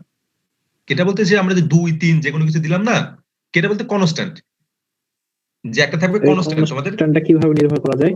না না, এটা তোমার ডিটারমাইন করতে হবে না। এটা তোমাদের বললাম যে একটা পার্টিকুলার সার্কিটের ক্ষেত্রে এটা হচ্ছে ডিফাইন্ড, এটা দেখা যাবে অনেক এক্সপেরিমেন্ট করে বের করা হয়েছে অলরেডি। আমরা শুধুমাত্র সার্কিটের ক্ষেত্রে এরকম থাকলে কিভাবে এটা সলভ করতে আমরা সেটা দেখবো, ঠিক আছে? স্যার কে জিনিসটা কি এটাই তো বুঝতে পারছি এটা না। হচ্ছে কনস্ট্যান্ট। এই যে তোমাদের আবার করে বলতেছি, এই যে দেখো আমরা এখানে বললাম যে এখানে কি দেখা যাবে এরকম কে দেওয়া আছে। কেটা আসলে কোনো কিছু কে না। কে বলতে আমি যেটা বুঝাইছিলাম যে আসলে এখানে 2 ও থাকতে পারে, 3 ও থাকতে পারে, 4 ও থাকতে পারে, 5 ও থাকতে পারে, যে কোনো একটা কনস্ট্যান্টের ভ্যালু থাকতে পারে। আর তার সাথে যেটা এটা চলক না, বুঝি নাই। তো কারেন্ট বা ভোল্টেজের একটা মান হবে, তাই না? না না না না, কেটা কোনো কিছু না বাবা। আচ্ছা ধরো এরপরে আমাদের কোনো ডায়াগ্রাম আছে কিনা তোমাদের আরেকটা তাহলে ডায়াগ্রাম দেখাই দিচ্ছে, একটু দাঁড়াও, হোল্ড করো। এই যে এইখানে দেখো আমাদের এই প্রবলেমটা দেখতে পাচ্ছ? Yes sir. এইখানে আমরা কে বলতে আসলে সেই 2টাই বুঝাইছিলাম, বুঝতে পারছো? যে আসলে এইখানে যে কোনো একটা কনস্ট্যান্ট ডিজিট থাকবে, যে 0.2 0.3 1 4 5 যে কোনো একটা ভ্যালু থাকতে পারে। এইটাকে তখন আমরা কে হিসেবে রিপ্রেজেন্ট করছিলাম, ঠিক আছে? আর তার সাথে কি বলছিলাম, একটা ভেরিয়েবল থাকবে, সেই ভেরিয়েবলটা হবে কি যে কোনো অন্য কোনো একটা ব্রাঞ্চের কারেন্ট অথবা ভোল্টেজ। এখানে আইটা কিসের দিকে আমাদের এই মাথায় এই ব্রাঞ্চের ভিতরে যে পরিমাণ কারেন্ট ঢুকতেছে সেটা হচ্ছে আই কারেন্ট। তাহলে আমাদের এই সোর্সের নাম কি হবে বলো তো? Current control current source. Current controlled current source. প্রথমে হচ্ছে এটা একটা ডিপেন্ডেন্ট কারেন্ট সোর্স, তাই তো? সেটা হচ্ছে আমাদের তীর চিহ্ন দেখে আমরা বুঝতে পারতেছি। এবং এখানে যেহেতু আই দেওয়া আছে, যদি ভি টাইপের কোনো কিছু দেওয়া থাকতো তাহলে আমরা বুঝতে পারতাম ভোল্টেজ কন্ট্রোল। এখানে যেহেতু আই দেওয়া আছে তার মানে এটা কারেন্ট কন্ট্রোলড কারেন্ট সোর্স। এবং এইটা হচ্ছে সেই পার্টিকুলার এই ব্রাঞ্চে কি পরিমাণ কারেন্ট ফ্লো করতেছে তার উপর এই কারেন্ট সোর্সের কারেন্টের ভ্যালুটা নির্ভর করে। তার মানে এই কনস্ট্যান্টের কোনো সিগনিফিকেন্স নেই, আমরা জাস্ট এটাকে না না না না ক্যালকুলেশনের না, সময় হ্যাঁ ইউজ হ্যাঁ করব। এই পার্টিকুলার সার্কিটে এই কনস্ট্যান্টটা 0.2, অন্য একটা জায়গায় কনস্ট্যান্টের ভ্যালু 3 4 5 যা কিছু হতে পারে, জি স্যার। বুঝতে পারছো? স্যার একটা কোশ্চেন ছিল অবশ্যই। স্যার, এখানে P2 এর I এর ভ্যালুটা যদি চেঞ্জ করি তাহলে তো V এর ভ্যালুটাও চেঞ্জ, ভোল্টেজটাও চেঞ্জ হচ্ছে। তাহলে স্যার একই সাথে এটা ভোল্টেজ কন্ট্রোল কারেন্ট সোর্স হিসেবে কাজ করবে না? জি স্যার। স্যার যেটা অ্যাকচুয়ালি ভোল্টেজের জন্য যেহেতু কারেন্টের পোটেনশিয়াল ডিফারেন্সের জন্য কারেন্ট ক্রিয়েট হয়, তাহলে স্যার মানে দুইটা রিলেটেড না, ভোল্টেজ কন্ট্রোল বা কারেন্ট কন্ট্রোল। আচ্ছা আচ্ছা, মানে তোমরা বলতেছো যে হচ্ছে এই ব্রাঞ্চের ভোল্টেজ যদি চেঞ্জ করো, না স্যার, P2 এর কারেন্টটা যদি চেঞ্জ করি তাহলে P2 এর ভোল্টেজটাও তো চেঞ্জ হচ্ছে। জি স্যার, P2 এর কেসে আর কি যে ভোল্টেজ বা পোটেনশিয়াল ডিফারেন্স যেটা পাচ্ছি P2 এর কেসে বা কারেন্ট ফ্লো, স্যার দুইটাই ইন্টার রিলেটেড না? অবশ্যই চেঞ্জ হবে, কিন্তু তোমাদের দুইটা ভ্যালু কি সেম? আমাদের এটা যদি 5 অ্যাম্পিয়ার হয় দেখা যাবে ভোল্টেজ কত, দেখা যাবে 10 ভোল্টেজ, কিন্তু এটা বেসিক্যালি নির্ভর করছে সেই কারেন্টের উপরে, গুণিতক আকারে নির্ভর করতেছে, একদম একদম অ্যাকচুয়াল ভ্যালু। আমাদের রিলেশন টু ভোল্টেজ কারেন্ট তোমাকে কিছুক্ষণ আগে বলা হলো যে যেখানে ভোল্টেজ থাকবে সেখানে কি কারেন্ট থাকবে, এবং আমাদের সবগুলো লিনিয়ার সার্কিট ভোল্টেজ এবং কারেন্ট কি একে অন্যের প্রপোর্শনাল। ভোল্টেজ যে অনুপাতে বাড়বে কারেন্টও কি ঠিক সেই একই অনুপাতে বাড়বে। কিন্তু এইখানে পার্টিকুলার এই কারেন্ট সোর্সের কারেন্টের ভ্যালুটা কত হবে সেটা নির্ভর করবে এইখানের কারেন্টের উপরে, এইখানের ভোল্টেজের উপর নির্ভর করতেছে না। জি স্যার, বুঝছি। কথাটা কি বুঝতে পারছো কিছুটা হলেও? আচ্ছা স্যার, তাহলে এই ডিপেন্ডেন্ট সোর্স গুলো তাহলে কোনো ফিজিক্যাল কোনো কম্পোনেন্ট না, না না, ফিজিক্যাল কোনো কম্পোনেন্ট না, এটা হচ্ছে আমাদের ইলেকট্রনিক সার্কিটের বিভিন্ন কম্পোনেন্টের। ইলেকট্রনিক সার্কিট কি দিয়ে বানানো তোমরা মনে কিছু আইডিয়া আছে? সেমিকন্ডাক্টর ডিভাইস বা ট্রানজিস্টর দিয়ে সব ইলেকট্রনিক ডিভাইস গুলো বানানো, তাই না? এই সেই ট্রানজিস্টর হাবে যাবে সবকিছুকে হচ্ছে আমরা মানে আমরা ইলেকট্রিক্যাল সার্কিটে যদি যখন রিপ্রেজেন্ট করতে চাই তখনই আসলে সেই যে dependent voltage source, dependent current source এই কনসেপ্ট গুলো এটা কি চলে তাহলে আসে। এরকম যে ধরেন ইন্টারনাল রেজিস্ট্যান্স যেরকম ক্রিয়েট হয় এরকম একটা ইন্টারনাল সোর্স একটা ক্রিয়েট হ্যাঁ, অনেকটা ওইরকমই। ইন্টারনাল রেজিস্ট্যান্স কিন্তু আসলে ফিজিক্যালি কিন্তু পারসিস্ট করে বা এক্সিস্ট করে, কিন্তু এই কারেন্ট সোর্স বা কি বলে ডিপেন্ডেন্ট সোর্স গুলো আসলে এরকম এক্সিস্ট করে না, অনেক ক্ষেত্রে এক্সিস্ট করে না। অনেক ক্ষেত্রে শুধুমাত্র আমরা ইকুইভ্যালেন্ট সার্কিটটা, যে আসলে সার্কিটের অ্যাকচুয়ালি কাজটা আসলে এইভাবে হচ্ছে, যে আসলে এইখানে যদি অনেকটা বলা যায় অ্যাম্পলিফিকেশন টাইপের, আমরা আসলে এই ডিপেন্ডেন্ট সোর্সটা তোমরা যখন অপএম্প পড়বা তখন দেখবা অপএম্পের ইকুইভ্যালেন্ট সার্কিটের ক্ষেত্রে এটা অনেকটাই প্রযোজ্য। এইখানে আমরা যদি সহজভাবে বলতে পারি যে এই ডিপেন্ডেন্ট সোর্সের মানে কি বলে এইখানে যদি ভ্যালু থাকতো কত 100 আই যদি থাকতো, ঠিক আছে, তাহলে এই অংশে কি এইটা একটা অ্যাম্পলিফায়ার হিসেবে কাজ করতেছে না? জি জি। যে এইখানে 5 অ্যাম্পিয়ার, এই ব্রাঞ্চে 5 অ্যাম্পিয়ার ফ্লো করলে সে আউটপুটে কত দিচ্ছে, এটা যদি আমাদের ইনপুট সার্কিট হয়, এটা যদি আউটপুট সার্কিট হতো, আউটপুটে কত 500 অ্যাম্পিয়ার কিন্তু আমাদের দিচ্ছে। তো অনেকটা এই ধরনের কনসেপ্ট যে আসলে আমাদের অ্যাম্পলিফায়ার যে সার্কিট গুলো আছে সেই সার্কিট গুলোকে দেখা যায় আমরা অপারেশনটা ব্যাখ্যা করার জন্য এইরকম ডিপেন্ডেন্ট সোর্স দিয়ে সেগুলো আমার সময় আমরা ব্যাখ্যা করি, যে এই ব্রাঞ্চের কারেন্টটা এরকম হলে আউটপুটটা সেই কি, এইটা ছিল গেইনের সাথে ইনপুট কারেন্টটাতে গুণ করলে আমরা আউটপুট কারেন্টটা পাবো, অনেকটা এরকম কনসেপ্ট। আমাদের তাহলে কি সব রকমের সার্কিটেই কি এরকম ক্রিয়েট হয়? হ্যাঁ, আমাদের ইলেকট্রনিক সার্কিটে বেসিক্যালি, ইলেকট্রিক্যাল সার্কিটে আমরা এরকম নরমালি দেখি না বলা যায়, বুঝতে পারছো? ইলেকট্রিক্যাল সার্কিটে আমরা এরকম দেখি না। জি স্যার, থ্যাংক ইউ স্যার। আচ্ছা, তো তাহলে আমরা কোথায় ছিলাম? আমরা সোর্সের ক্লাসিফিকেশনে ছিলাম, তাই তো? তো আমরা আবার একটু করি, আমরা সোর্সকে কি যে ডিপেন্ডেন্সির উপর ভিত্তি করে আমরা দুই ভাগে ভাগ করতে পারি, একটা হচ্ছে কি ইন্ডিপেন্ডেন্ট সোর্স, একটা হচ্ছে ডিপেন্ডেন্ট সোর্স। ইন্ডিপেন্ডেন্ট সোর্সের ভোল্টেজ বা কারেন্টের ভ্যালুটা অন্য কোনো ব্রাঞ্চের ভোল্টেজ বা কারেন্টের ভ্যালুর উপর নির্ভর করবে না, কিন্তু ডিপেন্ডেন্ট সোর্সের ভোল্টেজ বা কারেন্টের ভ্যালুটা অন্য কোনো ব্রাঞ্চ ভোল্টেজ অথবা কারেন্টের ভ্যালুর উপর নির্ভর। রাউন্ড শেপ থাকলে সেটাকে আমরা বলতে পারবো ইন্ডিপেন্ডেন্ট সোর্স, ডায়মন্ড শেপ থাকলে সেটাকে আমরা বলতে পারবো ডিপেন্ডেন্ট সোর্স। আচ্ছা, তো এতক্ষণ আমরা বললাম সেই আইডিয়াল সোর্স, কি বলে তোমাদের ভোল্টেজ সোর্স এবং কারেন্ট সোর্স, আমরা এটা কিছুক্ষণ আগে মনে হয় বললাম। বলো তো, কেউ একজন বলো যে ভোল্টেজ সোর্স বলতে কি বোঝানো হয়েছিল আর কারেন্ট সোর্স বলতে কি বোঝানো হয়েছিল? কনস্ট্যান্ট ভোল্টেজ থাকলে সেটা হচ্ছে ভোল্টেজ সোর্স, আর কনস্ট্যান্ট কারেন্টের মান থাকলে কনস্ট্যান্ট কারেন্ট সোর্স। আচ্ছা, তাহলে যে ধরনের সোর্সটা কনস্ট্যান্ট ভোল্টেজ সাপ্লাই দিবে, কারেন্টের ভ্যালু এদিক সেদিক হতে পারে, কোনো সমস্যা নাই, সেই ধরনের সোর্সকে আমরা বলতে পারবো ভোল্টেজ সোর্স। আর যে ধরনের সোর্সটা কনস্ট্যান্ট কারেন্ট প্রোভাইড করবে কিন্তু তার অ্যাক্রসে ভোল্টেজ যাই থাকুক না কেন কারেন্টের ভ্যালু চেঞ্জ হবে না, সেটাকে আমরা বলতে পারি কারেন্ট সোর্স। তাহলে আমরা যে শুরুতে যে ডেফিনেশনটা দিলাম, এই ডেফিনেশনটা বেসিক্যালি হচ্ছে আইডিয়ালি যদি আমরা চিন্তা করি, আমাদের সবকিছু কিন্তু আইডিয়ালের সাথে প্র্যাকটিক্যালে কখনো মেলে না, আমাদের থিওরির সাথে প্র্যাকটিক্যালি কি সবসময় মেলে? তোমরা মেকানিক্যালের স্টুডেন্ট, তোমরা মনে হয় এখনো 2-1 ল্যাব করছো, মেকানিক্যালের ল্যাব করছো না তোমরা? জি স্যার। হিট ইঞ্জিন ল্যাব বা বয়লার কোনো ল্যাব করছো তোমরা, তোমার হয় নাকি? আচ্ছা, হিট ইঞ্জিনের ল্যাব করছো, দেখছো আমরা থিওরি অনেক রকম পড়ছি, দেখা যায় যে থিওরির সাথে প্র্যাকটিক্যালি আমরা কখনোই মিল পাই না, বা একটা আইডিয়াল একটা কনসেপ্ট দেওয়া থাকে, প্র্যাকটিক্যালি দেখা যায় ওইরকম কাজ করে না। তো আমরা প্রথমে আইডিয়ালি সেটাকে ব্যাখ্যা করি, যে তাহলে দেখো আমাদের এই দুইটা গ্রাফ থেকে সুন্দর মতো সেই বেসিক্যালি আমরা কনসেপ্টটা বুঝে যাচ্ছি, যে কিছুক্ষণ আগে দেখলাম যে আমাদের এটা একটা ভোল্টেজ সোর্সের সিম্বল, তাই তো? এখন এর পাশে আমরা একটা রেজিস্ট্যান্স লাগাই দিলাম।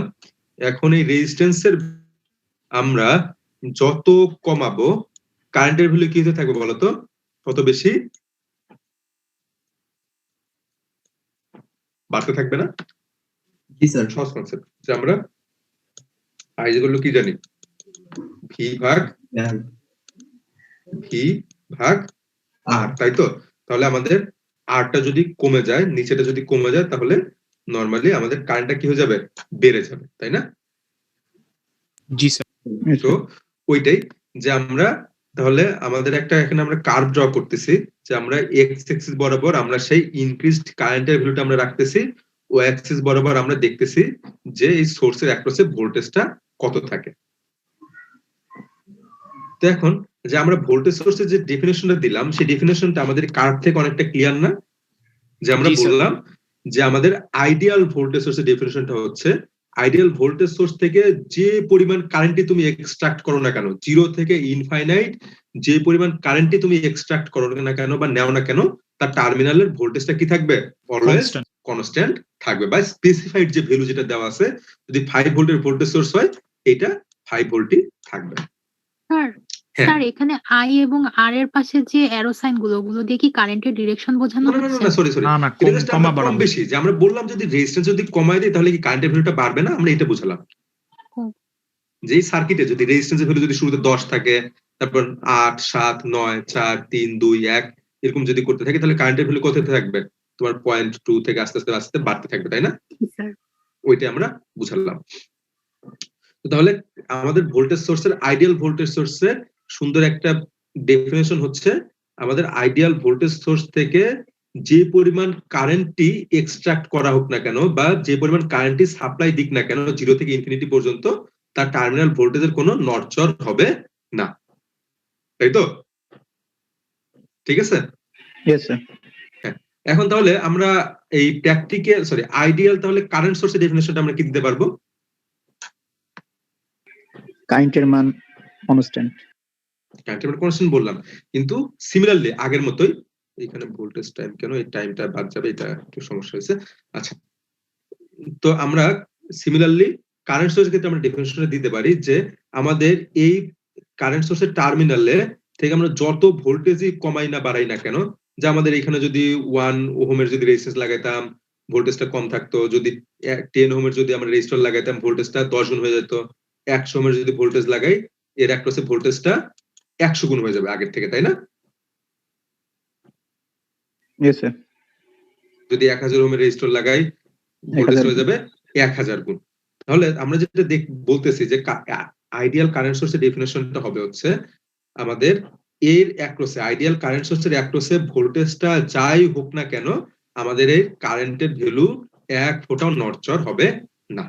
এটা যদি 1 অ্যাম্পিয়ারের যদি একটা কারেন্ট সোর্স হয়, এটা সারা জীবন সেই 1 অ্যাম্পিয়ার কারেন্টটাই সাপ্লাই দিবে, এর অ্যাক্রসে ভোল্টেজটা 0 হোক 100 হোক 200 হোক 5000 হোক 1 লাখ হোক কোনো কিছু যায় আসবে না। সেটা বুঝতে পারছো?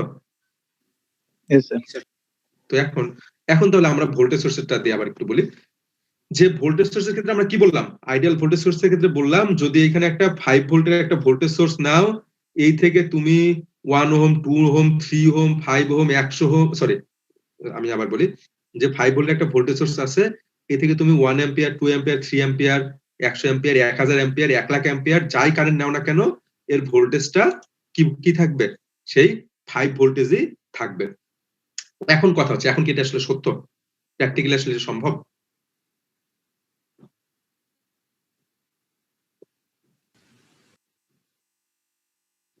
বলো।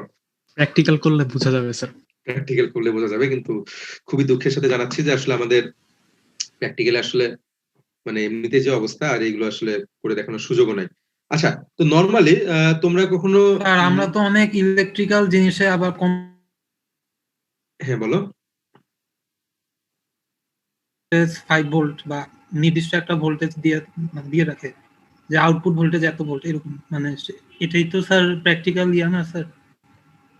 না মানে প্র্যাকটিক্যালি বলতে বোঝাচ্ছি যে আসলে এটা কি সম্ভব যে তোমার কাছে একটা 5 ভোল্টের ব্যাটারি আছে, তুমি এটা থেকে তুমি 1000 অ্যাম্পিয়ার 2000 অ্যাম্পিয়ার 5000 অ্যাম্পিয়ার কারেন্ট পাবা?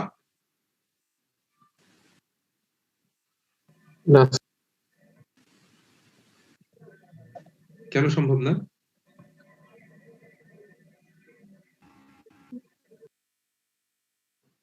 ইকুইপমেন্ট নষ্ট হয়ে যাবে, সেরকম লোড লস যাবে।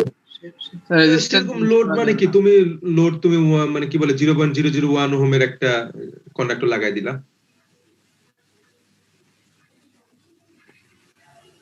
স্যার অনেক কম সময়ের জন্য উৎপন্ন হবে, ওটা মেজারমেন্ট করা যাবে না। আচ্ছা, কিছুটা অনেকের আইডিয়া কিছুটা আছে। আচ্ছা, তোমরা ফোনের চার্জার কখনো দেখছো? এখন তোমাদের অনেকের ফোনের কি বলে ফাস্ট চার্জিং ক্যাপাবিলিটিস আছে, এই আছে ওই আছে অনেক কিছু বলে, তো এখানে কি কি রেটিং লেখা থাকে দেখছো কখনো? ভোল্টেজ আর অ্যাম্পিয়ার। স্যার 5 ভোল্ট 2 অ্যাম্পিয়ার থাকে 9 ভোল্ট দেওয়া থাকে, তাই তো? ভোল্টেজ এবং কারেন্ট রেটিং দুইটা একসাথে দেওয়া থাকে। তো ওইগুলো আসলে অনেক রেগুলেশন করে তারপরে আসলে ওইরকম সাপ্লাই দিতে পারে, যে আমাদের হচ্ছে ফাস্ট চার্জিং যেগুলো আছে কত 9 ভোল্টেজ 2 অ্যাম্পিয়ার এরকম মনে থাকে অনেকগুলোতে, তাই না?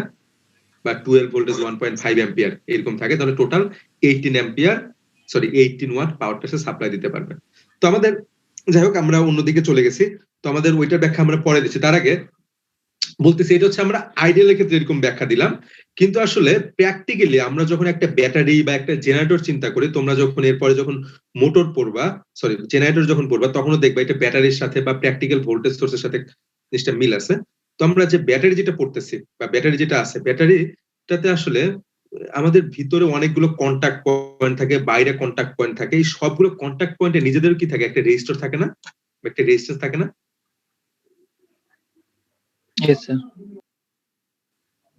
তোমাদের আবার যদি আমরা জেনারেটরের কথা বলি, যে জেনারেটর কি দিয়ে বানানো বলো তো তোমরা?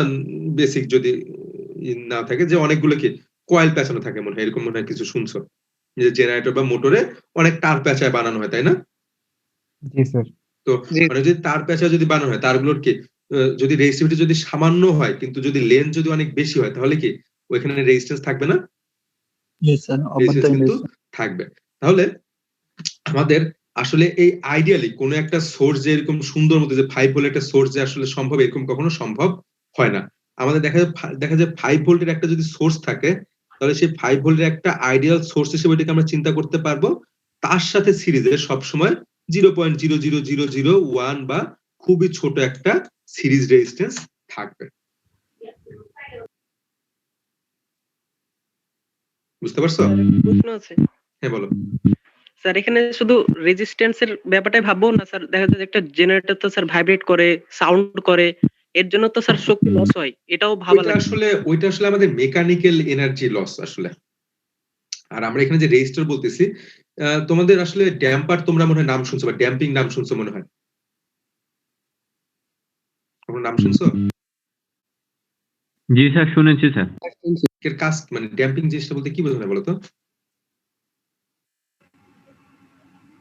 স্যার এটা কি ফিল্টার করা স্যার এয়ার কন্ডিশনিং এর? না এটা স্যার ইয়াতে থাকে, বয়লারে থাকে স্যার ড্যাম্পার। আচ্ছা, সহজ ভাবে বলতে গেলে তোমরা এরপরে যখন মোটর বা কি বলে জেনারেটর বা কি বলে তোমাদের যখন আরো কি বলে ইঞ্জিন গুলো পড়বা, তখনও দেখবা আমাদের আসলে এটা কোন একটা ইফেক্ট কমানো। ড্যাম্পিং বলতে বোঝানো কোন একটা কিছুর ইফেক্ট কমায় দেওয়া, বুঝতে পারছো? তো তোমরা যেটা বলতেছো যে কি বলে ভাইব্রেশন টাইব্রেশন, এগুলো আসলে তোমাদের সেই মেকানিক্যাল এনার্জিটা নষ্ট হচ্ছিল ওইখানে, ঠিক আছে? তো ওই মেকানিক্যাল এনার্জি নষ্টের মধ্যে ইলেকট্রিক্যাল এনার্জি নষ্টেরও আরেকটা হচ্ছে ইকুইভ্যালেন্ট আছে, সেই ইকুইভ্যালেন্টটা হচ্ছে রেজিস্টর। কোন একখানে রেজিস্টর থাকা মানে কিন্তু ইলেকট্রিক্যাল এনার্জিটা সিম্পলি নষ্ট হয়ে যাওয়া। এটা জানো যে আমাদের রেজিস্টরটা কি অনেক সময় স্যার ওই যে লম্বা লম্বা বিল্ডিং এ স্যার মাথায় ইউজ করে, যাতে এনার্জি স্যার ভূমিকম্পের সময় স্যার ওই যে সুন্দর ডিস্ট্রিবিউট হয়ে যায় বা হয়ে যায় এইটার জন্য। তো এরকমই আমাদের এই ইলেকট্রিক্যাল সার্কিটেও সেই ড্যাম্পারের কাজটাই করে হচ্ছে আমাদের রেজিস্টরটা। স্যার এটা কি হিট আপ হয়ে এনার্জিটা নষ্ট হচ্ছে? হ্যাঁ, যে আমাদের রেজিস্টরের ভিতর যখন ইলেকট্রনগুলো যখন যাইতে লাগবে, এর সাথে কোলিশন হয়ে এনার্জি ওইখানে হিট হিসেবে প্রডিউস হবে এবং অধিকাংশ ইলেকট্রিক্যাল এনার্জিটা হিট এনার্জিতে কনভার্ট হবে, বুঝতে পারছো? আচ্ছা, তো যাই হোক, তো আমরা অন্যদিকে চলে গেছি আসলে।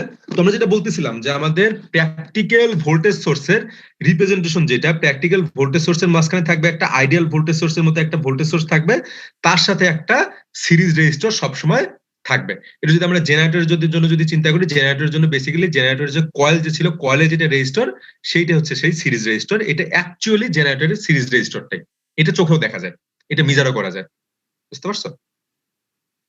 সিমিলারলি আমাদের ব্যাটারির ক্ষেত্রে যদি আমরা বলি, ব্যাটারির এরকম ইন্টারনাল রেজিস্টর বা রেজিস্ট্যান্স থাকে। রেজিস্ট্যান্স গুলো ফর্ম করে হচ্ছে কি, উপরে একটা ক্যাপ আছে, নিচে একটা ক্যাপ আছে। তোমরা আগেকার যদি পেন্সিল ব্যাটারির কথা বলো, পেন্সিল ব্যাটারিতে কি ছিল, মাঝখানে একটা কার্বন দণ্ড ছিল, মনে পড়ে? জি স্যার। কার্বন রডের উপরে কি একটা ক্যাপ পরানো ছিল, মনে পড়ে? তো সেই ক্যাপের সাথে কার্বনের কন্টাক্ট প্লাস হচ্ছে নিচের যে আমাদের এর সাথে যে কন্টাক্ট, সব কন্টাক্টে কিছু না কিছু রেজিস্ট্যান্স থাকবে। সিমিলারলি তোমরা লেড অ্যাসিড ব্যাটারিও মনে হয় দেখছো। লেড অ্যাসিড ব্যাটারি কোনগুলো বলো তো?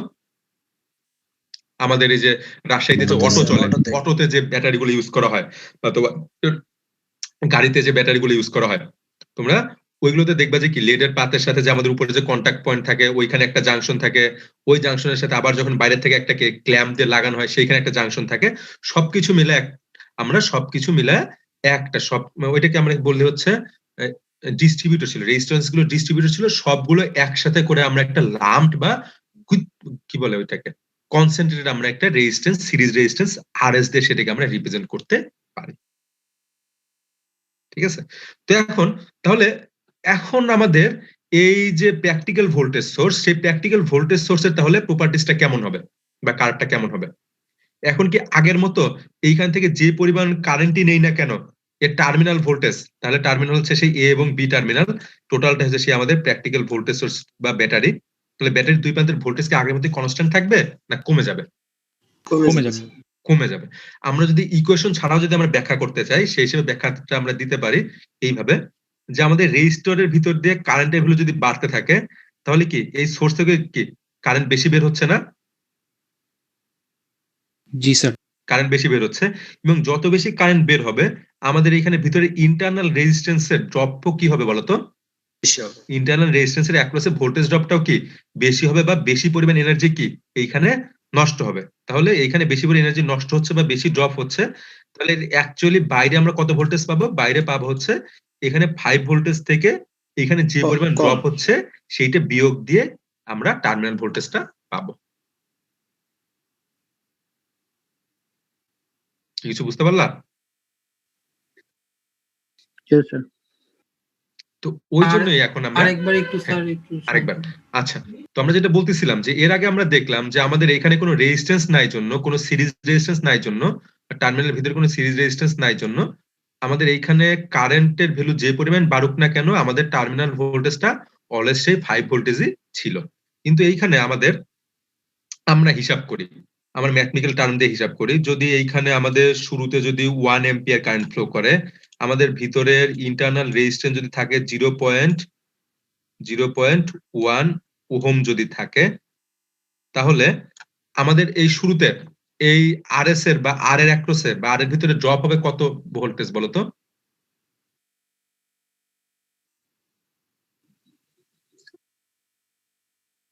বলো, আমাদের এই সার্কিটের কারেন্ট যদি হয় 1 ওহম এবং এই রেজিস্ট্যান্স ভিতরের যে আমাদের ইন্টারনাল যে রেজিস্ট্যান্স আছে, ইন্টারনাল রেজিস্ট্যান্সের ভ্যালু যদি হয় 0.1 ওহম, তাহলে আমাদের ভোল্টেজ ড্রপটা কত হবে? স্যার 0.1 ভোল্টেজ ড্রপটা হবে হচ্ছে 0.1 ভোল্ট। তাহলে আমরা কেভিএল অ্যাপ্লাই করে আমরা দেখতে পারি, আমরা কেভিএল টেবিল আপাতত বলতেছি না, আমরা বলতেছি যে তাহলে এইখানে ছিল 5 ভোল্টেজ, এইখানে 0.1টা ড্রপ হলো, তাহলে আমরা বাইরে অ্যাকচুয়ালি আমরা কত পাবো বলতো? 5 মাইনাস 0.1, তাই তো? তাহলে আমাদের টার্মিনাল ভোল্টেজটা আমরা পাবো হচ্ছে কত? 4.99 ভোল্ট, তাই না? ঠিক আছে তো? জি স্যার। তাহলে এখন আমাদের যদি রেজিস্ট্যান্সে কমায় যদি আমরা যদি কারেন্ট যদি আরো বাড়ায় দিই, কারেন্ট যদি এখন যদি 10 অ্যাম্পিয়ার যদি যায়, সেক্ষেত্রে এখানে ড্রপটা কত হবে বলতো? 1 ভোল্ট। সেক্ষেত্রে ড্রপটা হবে হচ্ছে 1 ভোল্ট। তাহলে সেক্ষেত্রে আমাদের এখন টার্মিনাল ভোল্টেজটা আমরা কত পাবো? যে ideal voltage source voltage source ছিল 5 ভোল্ট, ড্রপ হচ্ছে 1 ভোল্ট, তাহলে যোগ বিয়োগ করে আমরা বাইরে পাবো হচ্ছে 4 ভোল্ট। বুঝতে পারছো? তাহলে ওই জন্য আমরা বলতেছি যে কারেন্টের ভ্যালু যত বাড়তেছে আমাদের টার্মিনাল ভোল্টেজটা কি হচ্ছে বলতো? 4.99 থেকে কত চলে আসলো? 4 এ চলে আসলো। আরো যদি কারেন্টের ভ্যালুটা বাড়ে 3 চলে আসবে, 2 চলে আসবে, 1 চলে আসবে। তো ওই জন্যই আমাদের আগের আইডিয়াল ভোল্টেজ সোর্সের লাইনটা ছিল এরকম স্ট্রেট লাইন, এখন হচ্ছে এটা নিচের দিকে ডিক্রিজিং একটা লাইন আমরা দেখতে পাচ্ছি। বুঝতে পারছো? জি স্যার। স্যার প্র্যাকটিক্যালের ক্ষেত্রে শুধুমাত্র কি অভ্যন্তরীণ লোডটাই কাজ করবে? একজন করে কোশ্চেন করো। হ্যাঁ স্যার প্র্যাকটিক্যালের ক্ষেত্রে শুধুমাত্র কি অভ্যন্তরীণ লোডটাই কাজ করবে? হ্যাঁ হ্যাঁ হ্যাঁ, আমাদের এটাকে বলা হচ্ছে ভিতরের ইন্টারনাল, আমাদের হচ্ছে প্র্যাকটিক্যাল ভোল্টেজ সোর্সের ক্ষেত্রে ইন্টারনাল সিরিজ একটা রেজিস্ট্যান্স থাকে। এটা অ্যাকচুয়ালি থাকে, এটা কোনো কনসেপ্ট না, কোনো আলোচনা না, কোনো কিছুই না, এটা অ্যাকচুয়ালি এটা এক্সিস্ট করে। ঠিক আছে, সব জগতের যত ভোল্টেজ সোর্স আছে সবগুলোর মধ্যে এটা এক্সিস্ট করবে। বুঝতে পারছো? আচ্ছা, তো তাহলে এটা গেল। এখন হচ্ছে আমাদের আচ্ছা, তাহলে এখন বলো যে আসলে এইটা কত হওয়া ভালো বলো তো? এই ভিতরে যেটা সিরিজ যেটা রেজিস্ট্যান্স যেটা বলতেছিলাম প্র্যাকটিক্যাল ভোল্টেজ সোর্সের ক্ষেত্রে, এটা কত ভ্যালু হলে ভালো আমাদের?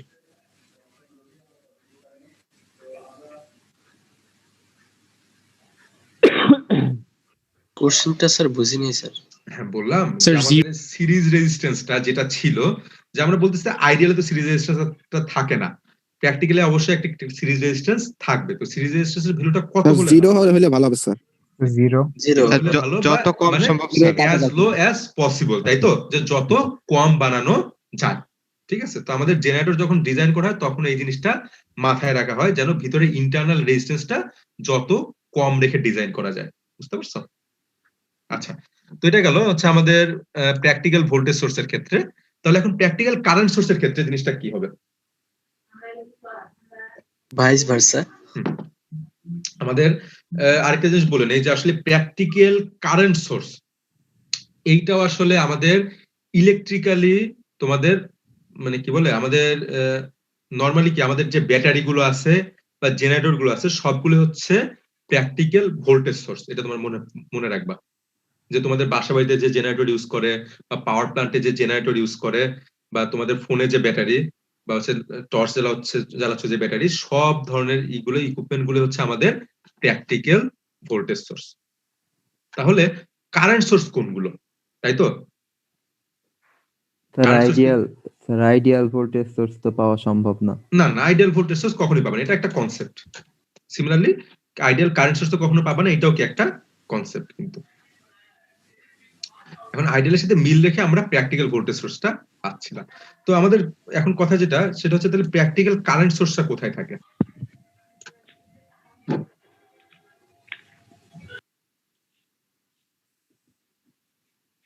বলো, কখনো শুনছো যে কোন একটা সোর্স শুনছো যে কনস্ট্যান্ট কারেন্ট প্রোভাইড করে?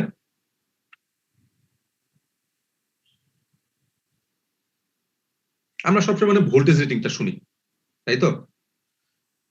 জি স্যার।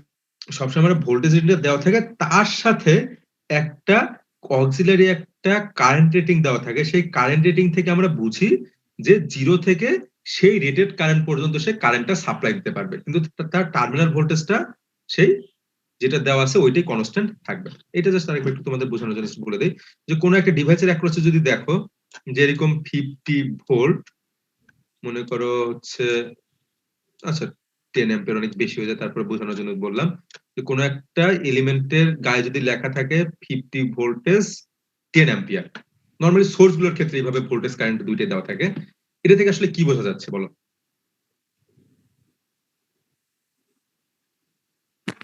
50 ভোল্ট বিভব পার্থক্যে 10 অ্যাম্পিয়ার সর্বোচ্চ কারেন্ট ফ্লো করতে পারবে। আসলে যদি কখনো দেখো যেরকম লেখা থাকে, তার মানে এইগুলোকে বলা হচ্ছে রেটেড ভ্যালু। ঠিক আছে, এই যে ভোল্টেজ এবং কারেন্টের ভ্যালু এগুলো হচ্ছে রেটেড ভ্যালু। এবং আমাদের প্র্যাকটিক্যালি আমরা যত ডিভাইস বা যত কিছু ইউজ করি সবগুলি নরমালি ভোল্টেজ সোর্স। তার মানে এটা হচ্ছে আমাদের 50 ভোল্টেজের একটা ভোল্টেজ সোর্স, এবং এই সোর্স থেকে আমরা 0 থেকে 10 অ্যাম্পিয়ার পর্যন্ত, ম্যাক্সিমাম 10 অ্যাম্পিয়ার পর্যন্ত কারেন্টটা সাপ্লাই দিতে পারবো। তার মানে কার্ভটা এইটুকু পর্যন্ত থাকবে, যে এটা যদি থাকে 0, এটা যদি এখানে যদি থাকে 10, এইটুকু পর্যন্ত সেই কার্ভটা এক্সিস্ট করবে। বুঝতে পারছো কিছুটা হলো? আচ্ছা, না বুঝলে আসলে কিছু করার নেই। আমরা অ্যাকচুয়াল পড়াশোনা আমরা কিন্তু আসলে আমাদের কি বলে সিলেবাসের পড়াশোনা এখনো শুরু করতে পারি নাই। বুঝতে পারছো? আমাদের অনেক বেশি সময় লাগতেছে আসলে।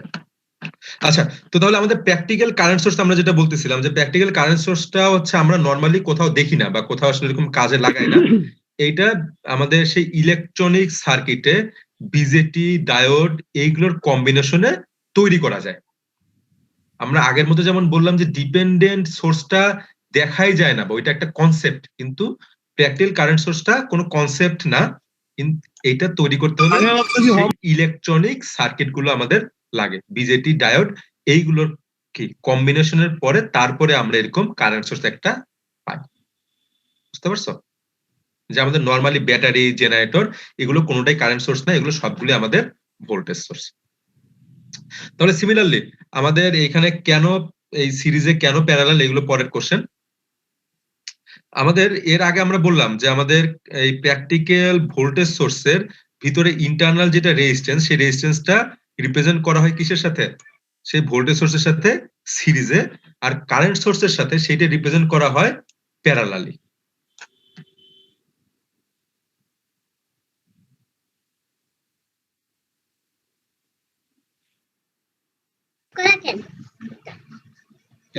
কিছু বুঝছো কথা?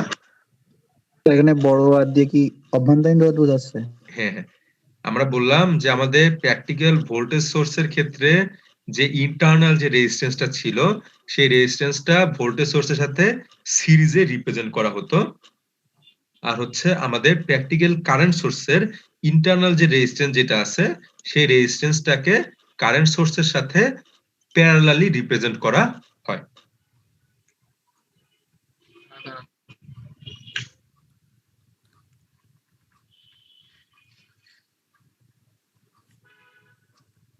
ঠিক আছে? জি স্যার। হ্যাঁ, এখন কথা হচ্ছে স্যার প্যারালালি কেন? এটা সিরিজে থাকলে কি হতো? তাই না? আমরা কারেন্ট সোর্সের প্রপার্টিজটা কিছুক্ষণ আগে দেখলাম যে কারেন্ট সোর্সের সাথে এখানে যদি সেই চোখে হাত দিবি না, চোখে নাকে হাত দিবি না। আচ্ছা, কার্টুনের মাইক একটু মিউট করে দাও, মিউট করলে ভালো হয় সবার জন্য। আমি আসলে দেখতে পাচ্ছি না, কারটাতে শব্দ হচ্ছে, ওইটা মিনিমাইজ করা আছে।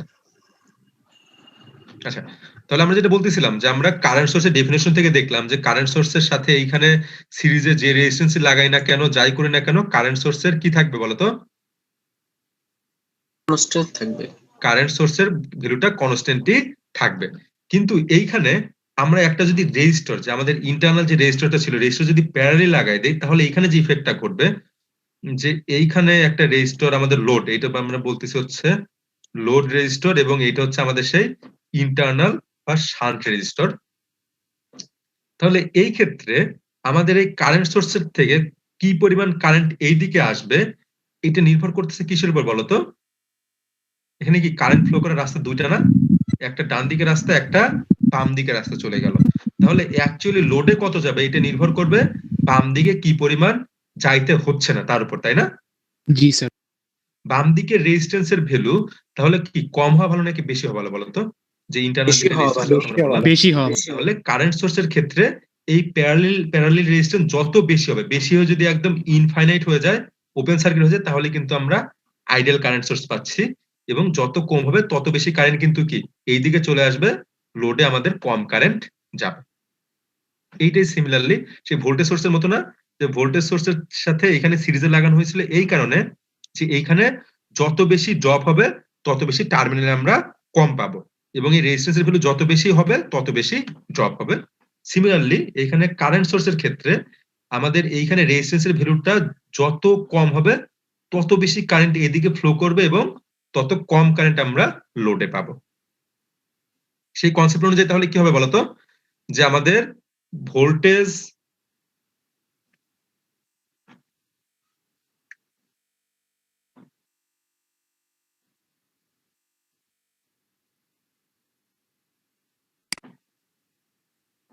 বলো, তাহলে কি আমাদের ভোল্টেজ সোর্সের মতো গ্রাফটা আমরা পাবো না? জি স্যার। যে আগের ক্ষেত্রে আমরা দেখলাম যে যত বেশি কারেন্ট আমরা নিচ্ছি এখানে ড্রপ তত বেশি হচ্ছিল, তাই তো? এখন এই ক্ষেত্রে যেটা হবে যে আমাদের এইখানের আমরা যত বেশি এইখানে রেজিস্ট্যান্স যত বেশি বাড়াবো তত বেশি কি কারেন্ট কি আরো বেশি এই দিক দিয়ে পাস করবে, এবং কি আমরা অ্যাকচুয়ালি কারেন্টটা এই দিকে যে টার্মিনাল কারেন্টটা এই দিকে যেটা আসতেছে সেই কারেন্টটা আমরা কম পাবো, তাই না? যদি আমরা ইকুয়েশন গুলো বাদ দিই, এখানে ইকুয়েশনতে ব্যাখ্যা করা আছে, ইকুয়েশন তোমরা চাইলে দেখতে পারো, না পারো। আমরা সহজ কথায় বলতেছি, এইখানে রেজিস্ট্যান্স আমরা যত বেশি বাড়াবো তত বেশি কি এর অ্যাক্রসে ভোল্টেজটা বাড়তে থাকবে না?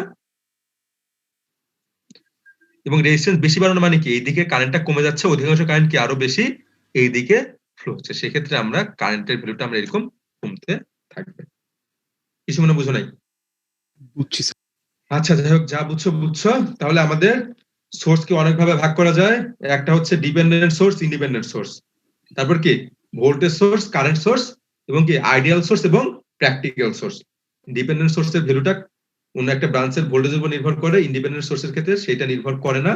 কারেন্ট সোর্সের ক্ষেত্রে কি কারেন্টটা কনস্ট্যান্ট, ভোল্টেজ সোর্সের ক্ষেত্রে ভোল্টেজটা কনস্ট্যান্ট কিন্তু প্র্যাকটিক্যাল ভোল্টেজ সোর্সের ক্ষেত্রে আমরা দেখলাম যে কারেন্টের ভ্যালু বাড়ার সাথে সাথে টার্মিনাল ভোল্টেজের ভ্যালুটা কমতে থাকে। সিমিলারলি প্র্যাকটিক্যাল কারেন্ট সোর্সের ক্ষেত্রে আমরা দেখলাম টার্মিনাল ভোল্টেজটা বাড়ার সাথে সাথে আমাদের কারেন্টের ভ্যালুটা কমতে থাকে। স্যার একটা কোশ্চেন ছিল। হ্যাঁ বলো। স্যার এখানে ইন্টারনাল রেজিস্ট্যান্সটা ভোল্টেজ সোর্সের ক্ষেত্রে তো এমনিতেই থাকে ভিতরে, মানে প্রোডিউস হয় ওইটা কারেন্ট যখন ফ্লো করে। তো কারেন্ট সোর্সের প্রোডিউস হয় জন্য না, মানে আসলে রেজিস্ট্যান্সটা থাকে, কারেন্ট ফ্লোইং এর জন্য এখানে ড্রপটা হয়। হ্যাঁ, এখন ভোল্টেজ বলো। ড্রপটা হয়। তো স্যার যখন হচ্ছে কারেন্ট সোর্সটার সাথে এই যে প্যারালালে আছে, প্যারালালে থাকাটা এটার ক্ষেত্রে সুবিধাজনক। তো স্যার এটাও কি অটোমেটিক্যালি এখানে তৈরি হচ্ছে? এটা আসলে বললাম যে আমাদের যে কি বলে ট্রানজিস্টর যেগুলোতে বানানো হয় দেখা যায় অটোমেটিক্যালি ওইখানে তৈরি হয়ে যায়। এবং আমাদের সিরিজ রেজিস্টর ক্ষেত্রে যেটা বললাম যে নরমালি প্র্যাকটিক্যাল ভোল্টেজ ক্ষেত্রে সিরিজ রেজিস্ট্যান্স গুলোর ভ্যালু থাকা 0.1 ওহম 0.2 ওহম। এইখানে প্র্যাকটিক্যাল কারেন্ট সোর্স গুলোর ক্ষেত্রে এগুলো ভোল্টেজ এগুলো রেজিস্ট্যান্স হয় দেখা যাবে 10 মেগা ওহম বা হচ্ছে 100 কিলো ওহম এরকম রেঞ্জের হয়, কারণ এগুলো যত বেশি হবে তত বেশি কিন্তু কারেন্ট সোর্সটা আইডিয়ালের কাছাকাছি। বুঝতে পারছো? স্যার এই জিনিসটা ক্লিয়ার না স্যার, মানে এটা স্যার নিজে থেকেই ক্রিয়েট হচ্ছে, নিজে থেকেই এত বেশি ক্রিয়েট হয়ে যাচ্ছে? হ্যাঁ, এমন ভাবে আমাদের যে ট্রানজিস্টর গুলো যখন বানানো হয় তখন এইভাবে আসলে জিনিসটা বানানো হয় যেন হচ্ছে কি বলে প্যারালালি রেজিস্ট্যান্স যেটা তৈরি হবে সেটা যেন অনেক বেশি ওহমের তৈরি হয়। সিমিলার আমরা যখন জেনারেটর বা যখন ব্যাটারি বানাই আমরা কিন্তু চাইলে ভিতরে কন্ট্যাক্ট কোয়ার্টার যদি লুজ থাকতো সেক্ষেত্রে কিন্তু রেজিস্ট্যান্সটা অনেক বেশি বেড়ে যাইতো না? জি স্যার। তো এমন ভাবে বানানো হয় যেন ভিতরে রেজিস্ট্যান্সটা কম থাকে। সিমিলারলি আমাদের যখন প্র্যাকটিক্যাল কারেন্ট সোর্স যখন ডিজাইন করা হয় তখন এটা চিন্তা থাকে যেন প্যারালালি যে রেজিস্ট্যান্সটা আসবে তার ভ্যালু যেন অনেক বেশি থাকে। জি স্যার, বুঝতে ঠিক আছে? পেরেছি। আচ্ছা, তাহলে আপাতত এইটুকু দিয়ে আমরা ভোল্টেজ সোর্স কারেন্ট সোর্স শেষ করলাম। এখন তোমাদের জন্য সবার জন্য একটা ম্যাথমেটিক্যাল প্রবলেম দেওয়া আছে। এখন তোমরা এটা সবাই সলভ করে আমাকে অ্যানসার বলবা, আমি নিজে এটা সলভ করব না। আমরা এতক্ষণ পর্যন্ত যে কনসেপ্টগুলো নিয়ে আলোচনা করলাম সেগুলো থেকে আমরা এই পার্টিকুলার প্রবলেমটা সলভ করতে পারবো। ঠিক আছে? তোমাদের খাতা কলম নিয়ে বসো। তোমাদের এখন 47:50 সময়। আমি এমনিতে জনে জনে ধরে অ্যানসার জানতে চাবো, সবাই করো।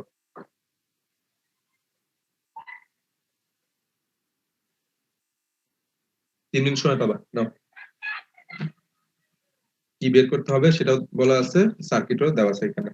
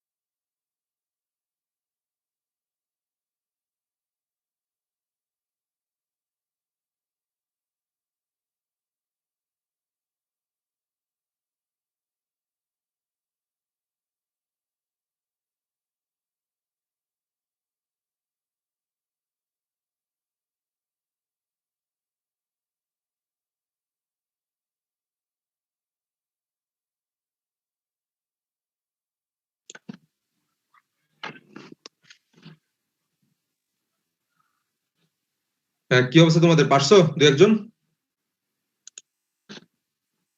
স্যার P4 তো পারলাম না। P4 এরটা পারলাম না।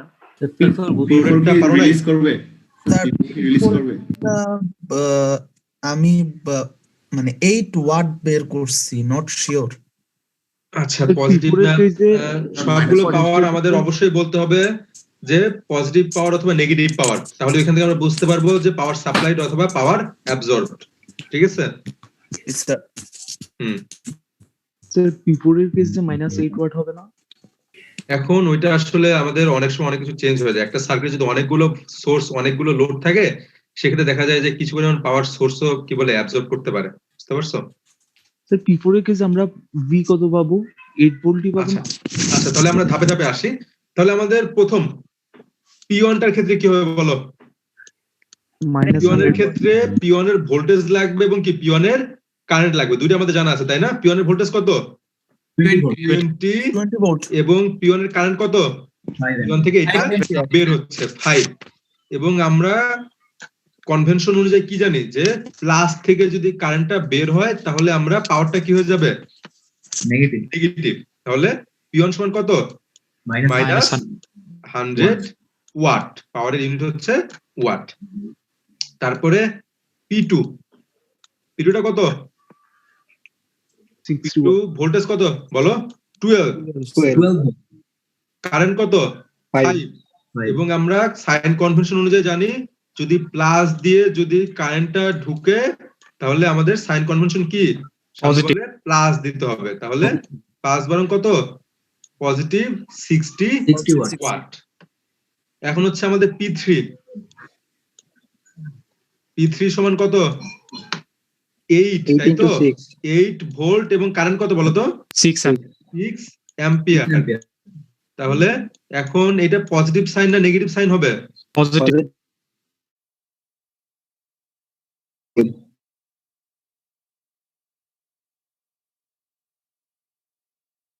করতেছে 30 ওয়াট। এরপরে হচ্ছে আমাদের P4 এর ক্ষেত্রে কারেন্ট কত বলো তো? 0.2 × 5 0.2 I, তাই তো? এখন হচ্ছে 0.2 I কত দেওয়া আছে বলো তো? 1 দেওয়া আছে 5। তাহলে 0.2 × 5 তাহলে হচ্ছে কত? 1 অ্যাম্পিয়ার। তাহলে আমরা এখানে কারেন্ট পাইলাম হচ্ছে 1 অ্যাম্পিয়ার। এর সাথে আমাদের কি লাগবে? ভোল্টেজ লাগবে। ভোল্টেজ কত বলো? 20 ভোল্ট। 8 ভোল্ট না 8 ভোল্ট। এখন দেখো আমরা যদিও সিরিজ সার্কিট কোনটা প্যারালাল সার্কিট কোনটা এগুলো আমরা পড়ি নাই, তারপর আমরা এখানে বুঝতে পারতেছি যে আমাদের এই যে কারেন্ট সোর্সটা এবং এই যে এলিমেন্ট যেটা আছে দুইটা কিভাবে আছে বলতো? প্যারালালি আছে। এই দুইটা শুরুর মাথা এই দুইটা শেষ মাথা কিভাবে আছে? একই সাথে লাগানো আছে। তাহলে দুইটা এলিমেন্ট প্যারালালি আছে এবং যদি দুইটা এলিমেন্ট কখনো প্যারালালি থাকে তাহলে দুইটা এলিমেন্টের অ্যাক্রসে ভোল্টেজটা কি হবে? সেম হবে। তাহলে P3 এর অ্যাক্রসে ভোল্টেজ কত? 8 ভোল্ট। এই কারেন্ট সোর্সের অ্যাক্রসে ভোল্টেজ হবে কত? 8 ভোল্ট হবে এবং শুধু 8 ভোল্ট না, এর পোলারিটি যেমন আছে এর পোলারিটিও ঠিক সেম হবে। বুঝতে পারছো? তাহলে এখানে আমরা কি দেখতেছি বলো? এখানে হচ্ছে ভোল্টেজটা তাহলে 8 ভোল্ট। এখন সাইন কনভেনশন অনুযায়ী কি বলে? +8 ভোল্ট। সাইন কনভেনশন অনুযায়ী কি যে আমাদের পজিটিভ থেকে কি হচ্ছে বলতো? পজিটিভ টার্মিনাল থেকে কি হচ্ছে? কারেন্টটা বের হয়ে যাচ্ছে।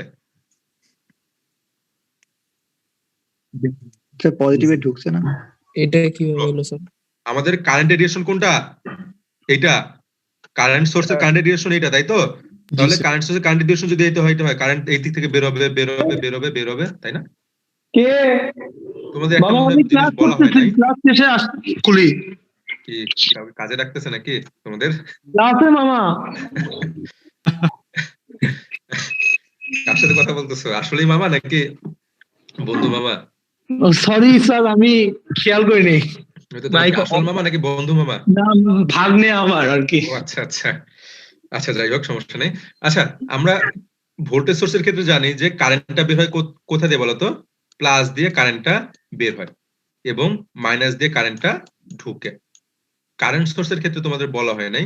কারেন্ট সোর্সের ক্ষেত্রে যে পাশে এরকম তীর চিহ্ন তার মানে কি এই দিক দিয়ে সেই কারেন্টটা বের হচ্ছে এবং অপোজিট পাশ দিয়ে কারেন্টটা ঢুকতেছে। এখন ঠিক আছে?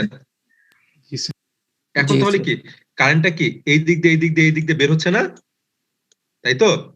1 অ্যাম্পিয়ার যে কারেন্ট সেটা হচ্ছে এই মাথা দিয়ে বের হচ্ছে, তার মানে কি প্লাস দিয়ে কারেন্টটা বের হচ্ছে না? তাহলে প্লাস দিয়ে যদি কারেন্ট বের হয় তাহলে সেক্ষেত্রে কি সাইন কনভেনশন অনুযায়ী কি বলে? মাইনাস। সামনে একটা মাইনাস চিহ্ন হবে। তাহলে আমাদের হচ্ছে -8 ওয়াট। স্যার 1 অ্যাম্পিয়ারটা কেমন হলো একটু আবার বলেন তো কষ্ট করে। আচ্ছা, আমাদের এইখানে দেখো আমাদের এটা কি সোর্স বলো তো? কারেন্ট কন্ট্রোল, আই এর মান 5 ampere. Current control current source, তাই তো? কারেন্ট কন্ট্রোল কারেন্ট সোর্স, এবং কারেন্ট সোর্সের ভ্যালুটা হচ্ছে 0.2 আই। এই আইটা হচ্ছে একটা ভেরিয়েবল। এই ভেরিয়েবল দেখবা যে সার্কিটে অন্য কোনোখানে অবশ্যই ডিনোট করে দেওয়া আছে। এটা দেওয়া আছে এই যে দেখো এই কোনায় I is equal two 5 ampere. তাহলে 5 ইনটু হতেছে 0.2 কত হয়? 1 অ্যাম্পিয়ার না? সেই 0.2 ইনটু 5 1 অ্যাম্পিয়ার এই কারেন্ট সোর্সের ভ্যালুটা। স্যার কারেন্ট সোর্সের প্লাস মাইনাসের দিকটা একটু আরেকবার বলবেন স্যার। কারেন্ট সোর্সের প্লাস মাইনাস হচ্ছে আমরা কিছুক্ষণ আগে মানে শুরুর ক্লাসে বলছিলাম যে আমাদের ভোল্টেজ সোর্সে থাকে হচ্ছে প্লাস মাইনাস পোলারিটি থাকে, আর কারেন্ট সোর্সে সবসময় অ্যারো দিয়ে ডিরেকশনটা প্রকাশ করা থাকে। দেখো সবখানে দেখো ভোল্টেজ সোর্সের plus minus plus minus plus minus plus minus, আর কারেন্টের সবসময় অ্যারো দিয়ে প্রকাশ করা থাকে। তার মানে এই লম্বা বরাবর অ্যারো মানে কি? কারেন্টটা এই দিক থেকে বের হচ্ছে না, এই 1 অ্যাম্পিয়ারটা এইদিকে বের হচ্ছে, এইদিকে বের হয়ে এইদিকে যাচ্ছে, এইদিকে যাচ্ছে, তারপরে কি হবে না হবে সেটা পরের বিষয়। তারপর আবার এইদিকে আসবে, এইদিকে এসে এই মাথা দিয়ে কারেন্ট সোর্সের ভিতরে ঢুকবে। এখন ঠিক আছে? জি স্যার বুঝতে পারছি। স্যার ওই যে P3 এর এইখানে যে 8 ভোল্টেজটা আছে, এটার যদি পোলারিটি আমরা ইনভার্স করি তাহলে কি যে ডিপেন্ডেন্ট কারেন্ট সোর্সের যে পোলারিটিটা হবে এটা কি চেঞ্জ হবে? হ্যাঁ অবশ্যই। যদি কোনো কারণে এইটা পোলারিটি কখন চেঞ্জ হতে বলো তো? যদি এখানে আসলে বেসিক্যালি যদি এইখানে মাইনাস চিহ্ন দেওয়া থাকতো, এখানে প্লাস চিহ্ন দেওয়া থাকতো, তাহলে দেখা যেত সার্কিটটা সলভ করে আমরা এখানে মাইনাস পাচ্ছি, এখানে প্লাস পাচ্ছি। সেক্ষেত্রে কারেন্ট সোর্সের এখানে পোলারিটি হয়ে যেত কি, এখানে মাইনাস হয়ে যেত, এখানে প্লাস হয়ে যেত। তোমাদের দুইটা এলিমেন্ট প্যারালালি থাকলে দুইটা এলিমেন্টের ভোল্টেজ তার পোলারিটি সহকারে সেম হবে। বুঝতে পারছো? এটা যদি +8 ভোল্টেজ হয়, এটারও অ্যাক্রসে +8 ভোল্টেজ আমরা পাবো। এটা যদি -2 হয়, এটার অ্যাক্রসে -2 ভোল্টেজ আমরা পাবো। ঠিক আছে? আচ্ছা, তো এখন এইখান থেকে আমরা গত ক্লাসে যেটা দেখাইছিলাম যে এনার্জি কনজারভেশন ল, যে পরিমাণ পাওয়ার বের হবে ঠিক সেই পরিমাণ পাওয়ারই অ্যাবজর্ব করবে, অথবা summation of power is equal to কি হবে? 0 হবে। এখানে 0 না, মাইনাস কত 108 এবং প্লাস কত 108, দুইটা যোগ করলে আমরা সেই 0 পাওয়ারই পাবো। তার মানে এই সোর্স গুলো থেকে যে পরিমাণ পাওয়ার বের হয়েছিল এই দুটো এলিমেন্ট ঠিক সেই পরিমাণ পাওয়ারে কি করছে? কনজিউম করছে। বুঝতে পারছো? আচ্ছা, তাহলে তোমাদের প্রথম যেটা কাজ সেটা হচ্ছে তোমরা দেখবা হচ্ছে আমাদের এই আমরা এতক্ষণ চ্যাপ্টার 1 মাত্র দেখলাম। সেই চ্যাপ্টার 1 এর এটা একটা এক্সাম্পলের একটা প্রবলেম দেওয়া ছিল। তোমরা এক্সারসাইজে দেখবা এই পাওয়ার ডিটারমিনেশনের রিলেটেড হচ্ছে আমাদের ম্যাথ দেওয়া আছে। এই ম্যাথ থেকে তোমরা সবাই 2টা করে ম্যাথ সলভ করবা। স্যার বইয়ের নাম তো একটু স্যার একটু বলা যাবে? বইয়ের নাম হচ্ছে আলেকজান্ডার এন্ড সাদিকু। তোমাদের যে গুগল ক্লাসরুমে যে এটা আছে ওইখানে অ্যাড করে দেওয়া আছে। ঠিক আছে? ওইখান থেকে তোমরা ডাউনলোড করে নিতে পারবা। জি স্যার। বুঝতে পারছো? স্যার এটা চ্যাপ্টার কি 1? হ্যাঁ, এটা হচ্ছে এতক্ষণ পর্যন্ত আমরা চ্যাপ্টার 1 দেখলাম। আর হচ্ছে আরেকটা কথা, সেটা হচ্ছে তোমাদের একজনের নাম দেখলাম মেকানিক্যাল কি বলে 2019 সিরিজ এরকম নাম দেওয়া শুরুর জনেরই। তোমরা নামটা অন্তত নিজের নাম এবং রোল নম্বর দিবা সবাই। তোমাদের গুগল ক্লাসরুমে শুরুতে ঢুকলেই দেখা যাচ্ছে একজনের নাম হচ্ছে 160 জন তোমরা জয়েন করছে, একজনের নাম হচ্ছে তোমাদের সিরিজের নাম বা ডিপার্টমেন্টের নাম, এরকম নাম দাও। নিজের নাম দিতে কি লজ্জা লাগে নাকি? নাকি নাম পছন্দ না নিজের নাম? যাই হোক, মানে নিজের নামটা দিবা, তাহলে পরে সুবিধা হবে। এইখান থেকে আমরা সিটি এইখান থেকে সবকিছু আমরা করবো, তো তাহলে আমাদের জন্য একটু সুবিধা হবে আইডেন্টিফাই করতে বা মার্কিং করতে। আচ্ছা, তো আমরা এই স্লাইডটা শেষ করি, আমরা নতুন স্লাইড শুরু করি। ঠিক আছে? আজকে আমাদের পড়াশোনা কিছুই হয় নাই।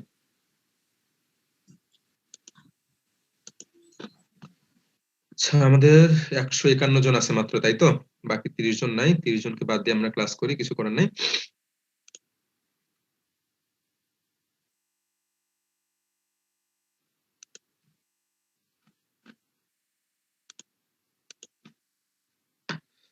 আচ্ছা, তো তোমাদের এক্সামের ব্যাপারে এখনো কোনো নোটিশ পাও নাই, তাই তো? না স্যার। তোমাদের 18 সিরিজের আজকে কি বলে ইসি ফ্যাকাল্টি নোটিশ দেখে আসলাম। 18 সিরিজের তোমার এক্সামের ডেট দিয়ে দিছে। মার্চের কত 15 তারিখ বা মাঝামাঝি থেকে এক্সাম শুরু হবে। আর ফেব্রুয়ারি মনে হয় 15 তারিখ বা মাঝামাঝি থেকে ক্লাস অফ হয়ে যাবে এরকম একটা অবস্থা। যাই হোক, তোমাদেরটাও আগে পরে কিছু একটা নোটিশ পাবা হয়তো বা, ততদিন ওয়েট করো, দেখো স্যারদের সাথে স্যার যোগাযোগ আমাদের করো। কি স্যার রোজার আগে হওয়ার সম্ভাবনা আছে? রোজা কবে? আশেপাশে ক্যালেন্ডারে দেখতে পাচ্ছি না, রোজা কবে? Sir 14 April sir. 14 এপ্রিল। তাহলে মার্চের মাঝামাঝি পরীক্ষা শুরু না হলে তো শেষ করতে পারবে না তো, মানে 1 মাস তো লাগে আমাদের পরীক্ষা শুরু হতে। তো সেটা স্যারদের সাথে কথা বলো স্যার, তাহলে রোজার আগে 3টা বা রোজার পরে 2টা এরকম পরীক্ষা দেওয়ার থেকে পুরোটা যদি রোজার আগে যদি আমরা দিয়ে যেতে পারতাম, কারণ এখনো নোটিশ হওয়ার অনেক সময় আছে, বুঝতে পারছো? তোমরা হ্যাঁ, সবারই 1 মাস করে তো বন্ধ পাচ্ছে, 17-18 সিরিজ সবাই 1 মাস করে বন্ধ পাচ্ছে। বন্ধ তোমাদের দিতে হবে, তা নাহলে তোমরা কিছুই করতে পারবে না, মানে যে অবস্থা এক একজনের মানে পড়াশোনার। আচ্ছা, তো আমরা নতুন চ্যাপ্টার শুরু করি। আমাদের হচ্ছে চ্যাপ্টার 2, ঠিক আছে? আলেকজান্ডার এন্ড সাদিকু উনার বইয়ের হচ্ছে চ্যাপ্টার 2। এইগুলো তোমরা সব আগেই পড়ে আসছো, তারপরে আমরা নতুন করে আমাদের এই সার্কিটে পড়ার জন্য আমরা দেখতেছি। প্রথমে আমাদের ওহমস ল, এটা তোমরা পড়ে আসছো আগেই, তাই তো? বলো কি ছিল?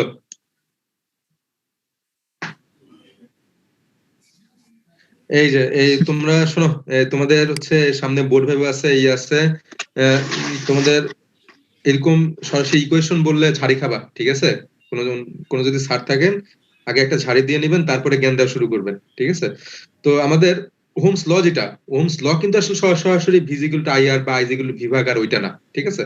আমাদের ওহমস লটা ছিল হচ্ছে কোনো একটা এলিমেন্টের ভিতরে কি পরিমাণ কারেন্ট ফ্লো করবে সেটা নির্ভর করবে ওই এলিমেন্টের অ্যাক্রসে কি পরিমাণ ভোল্টেজ আছে তার উপরে,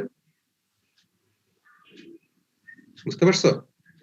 অথবা অন্যভাবে এটা বলা যায়, সেটা হচ্ছে the voltage across an element is proportional to the current flowing through that element, তাই তো? যে কোনো একটা এলিমেন্টের অ্যাক্রসে কি পরিমাণ ভোল্টেজ এটা নির্ভর করবে তার ভিতর দিয়ে কি পরিমাণ কারেন্ট যাচ্ছে তার উপর। অন্যভাবে বলতে গেলে কোন একটা এলিমেন্টের অ্যাক্রসে ভোল্টেজটা তার কারেন্টের সমানুপাতিক। এটা হচ্ছে আমাদের ওহমস ল, যে voltage is proportional to current. এখন এইটার জন্য আমাদের কিছু কন্ডিশন ছিল, তোমরা মনে হয় পড়ছিলা। কন্ডিশন কি বলতো? এর সম্পর্কে আইডিয়া আছে? ওহমস লটা কখন সত্য? বুঝি নাই। তাপমাত্রা স্থির থাকতে হবে না? হ্যাঁ, এটা আসলে তাপমাত্রা স্থির হচ্ছে অনেকগুলো কন্ডিশনের একটা মাত্র কন্ডিশন। আমরা যদি একটু ব্রডলি যদি আমরা বলতে চাই, সেক্ষেত্রে হচ্ছে আমাদের ওভারঅল যে ম্যাটেরিয়ালের কি বলে এই এলিমেন্টের যে কন্ডিশন, সেই কন্ডিশন অল্টার হওয়া যাবে না, বা তার ভিতরে বা বাইরে এমন কোনো চাপ আসা যাবে না যেন যে কারণে সেই এলিমেন্টের অবস্থা চেঞ্জ হচ্ছে, বুঝতে পারছো? তো কি কারণে এলিমেন্টের চেঞ্জ হতে পারে? একটা হচ্ছে কি অতিরিক্ত হিট, অতিরিক্ত আলো বা অতিরিক্ত প্রেসার, এই ধরনের বাইরের এক্সটার্নাল কোনো ফোর্স থাকা যাবে না, বুঝতে পারছো? তো ওইটা আমরা সহজভাবে বলি যে টেম্পারেচারটা কনস্ট্যান্ট। শুধু টেম্পারেচার না, টেম্পারেচার, প্রেসার, তারপর কি বলে সূর্যের আলো, বেশি আলো, সবকিছুই আমাদের কি কনস্ট্যান্ট থাকতে হবে। যদি কনস্ট্যান্ট থাকে তাহলে এটা সত্য। স্যার আলোর জন্য কিভাবে সেটা? আলোর জন্য আমরা সেই ফোটনের থেকে ব্যাখ্যা করতে পারি যে আমাদের কোন একটা এলিমেন্টের বাইরের স্তরে ভ্যালেন্স স্টেজে যে ইলেকট্রন গুলো আছে, সেই ইলেকট্রন গুলোই কিন্তু কি এনার্জি যদি গ্রহণ করতে পারে, তাহলেই কিন্তু আমাদের সেই ভ্যালেন্স ব্যান্ড থেকে কন্ডাকশন ব্যান্ডে চলে যাবে, বা অ্যাটম কি এর স্ট্রাকচার ছেড়ে বের হয়ে যাবে, ফ্রি ইলেকট্রন তৈরি হয়ে যায়। এবং ফ্রি ইলেকট্রন তৈরি হলে তখন দেখা যাবে রেজিস্ট্যান্সের প্রপার্টিজ কিন্তু নষ্ট হয়ে যাচ্ছে। এবং ইলেকট্রন গুলো এনার্জি কি গ্রহণ করে কিভাবে? বাইরে থেকে যদি ধাক্কা, এক্সটার্নাল যদি বেশি প্রেসার থাকে, বা এক্সটার্নাল যদি টেম্পারেচার থাকে, অথবা সূর্যের আলো থেকে যদি ফোটন এনার্জি যদি গ্রহণ করতে পারে, বুঝতে পারছো? আচ্ছা, যাই হোক, তো এখন আমরা তাহলে এর পরের লাইন আমাদের এখানে কি আছে বলতো? V is equal to I R. প্রপোর্শনালটা চিহ্ন তুলে দিলে আমরা V is equal to I K বা কে আই লিখতে পারি। এখন এটা হচ্ছে আমাদের ডিসি সার্কিটের জন্য আমরা কে টাকে আর দিয়ে রিপ্রেজেন্ট করে দিলাম। আরটা বলতে কি বোঝানো হচ্ছে? আরটা হচ্ছে আমাদের সেই পার্টিকুলার এলিমেন্টের রেজিস্ট্যান্স, যে আমরা হচ্ছে এই যে সেই ভোল্টেজটা অ্যাপ্লাই করলাম, ভোল্টেজ অ্যাপ্লাই করলে যে কারেন্টটা ফ্লো করলো, এইটা হচ্ছে সেই ওহমস ল থেকে আমরা ইকুয়েশনটা পাইলাম। আচ্ছা, এখন আমরা আর এর আরেকটা ইকুয়েশন জানি আমরা, এটা তোমরা ফিজিক্সে পড়ে আসছো আগে। আর ইকুয়াল টু কি? রো এল ভাগ এ। এটা আমরা জাস্ট দেখানোর জন্য পরবর্তীতে আমাদের কাজে লাগে অনেকখানে। এটা কিসের জন্য বলো তো? আপেক্ষিক রোধের জন্য স্যার। এটা বেসিক্যালি হচ্ছে আমাদের এরকম মনে করো একটা রেজিস্ট্যান্স আছে, সেই রেজিস্ট্যান্সের রেজিস্টর কতটুকু সেইটা আমরা এই ইকুয়েশনের মাধ্যমে ডিটারমাইন করতে পারি, তাই তো? এখন হচ্ছে আমাদের রোটা কি? রোটা হচ্ছে এই ম্যাটেরিয়ালের প্রপার্টিজের উপর নির্ভর করবে, তাই তো? রোটাকে বলা হয় কি বলতো? রেজিস্টিভিটি। আপেক্ষিক বলা রোধ। হয় হ্যাঁ, আপেক্ষিক রোধ বা রেজিস্টিভিটি, তাই তো? এখন এটা কপারের জন্য একরকম, আমাদের আয়রনের জন্য একরকম, তারপর তোমরা যদি গ্লাস নাও গ্লাসের জন্য একরকম, উডের জন্য একরকম। এটা হচ্ছে মেটাল টু মেটাল ভেরি করবে। আর এলটা কি বলতো? এলটা হচ্ছে আমাদের দিস এলিমেন্ট, তাই তো? এবং এটা কি? এটা হচ্ছে সেই এরিয়া অফ ক্রস সেকশন। তাহলে এইখান থেকে আমরা এটা আগে আমরা জানি যে আমাদের রেজিস্ট্যান্সের এইটা যেহেতু ম্যাটেরিয়ালের উপর নির্ভর করে, তাহলে বাকি দুটো হচ্ছে সেই ম্যাটেরিয়ালের সাইজ, তাই তো? আমরা ম্যাটেরিয়ালের লেন্থ যত বেশি বাড়াবো, এটা যেহেতু উপরে আছে, ইকুয়েশনের উপরে আছে, তার মানে কি লেন্থটা বেশি বাড়ালে রেজিস্ট্যান্সটা কি হতে থাকবে? বাড়তে থাকবে, তাই না? এদিকে রাস্তা যত লম্বা হবে তত বেশি রেজিস্ট্যান্স আমাদের শো করবে। সিমিলারলি এই রাস্তাটা যত বেশি চওড়া হবে, চওড়া হওয়া মানে হচ্ছে আমাদের এরিয়াটা যত বেশি বাড়বে, রেজিস্ট্যান্সটা কি হবে বলতো? কমবে, তত বেশি কমবে। এগুলো আমরা আগে থেকে জানি, জাস্ট তারপর আবার নতুন করে দেখে রাখা। এখন এখান থেকে দুইটা কনসেপ্ট, জাস্ট একটু কনসেপ্ট, যে আমাদের শর্ট সার্কিট কাকে বলে এবং ওপেন সার্কিট কাকে বলে। বলো, শর্ট সার্কিট বলতে কি বোঝায়? স্যার রেজিস্ট্যান্স যদি স্যার জিরো হয়, রেজিস্ট্যান্স যদি জিরো থাকে, যে আমরা এরকম একটা ভোল্টেজ সোর্স আছে, ভোল্টেজ সোর্স বা ব্যাটারির দুই মাথা আমরা একটা তার দিয়ে যদি কানেক্ট করে দিলাম, তাহলে আমরা বলতে পারি সেই ব্যাটারিটা short circuited, the battery is short circuited. এবং এই অবস্থায় আমাদের এর ভিতরের কি, আমাদের যে তারের রেজিস্ট্যান্স আমরা বলতে পারি টেন্স টু, আচ্ছা টেন্স টু এইভাবে লেখা, টেন্স টু 0। তাহলে এই অবস্থায় আমাদের এই যে বাইরে যেটা দিয়ে আমরা লাগাই দিলাম শর্ট সার্কিট বাই যে আমরা করলাম, করার পরে আমাদের এই যে ব্যাটারির ভোল্টেজটা কত হবে বলতো?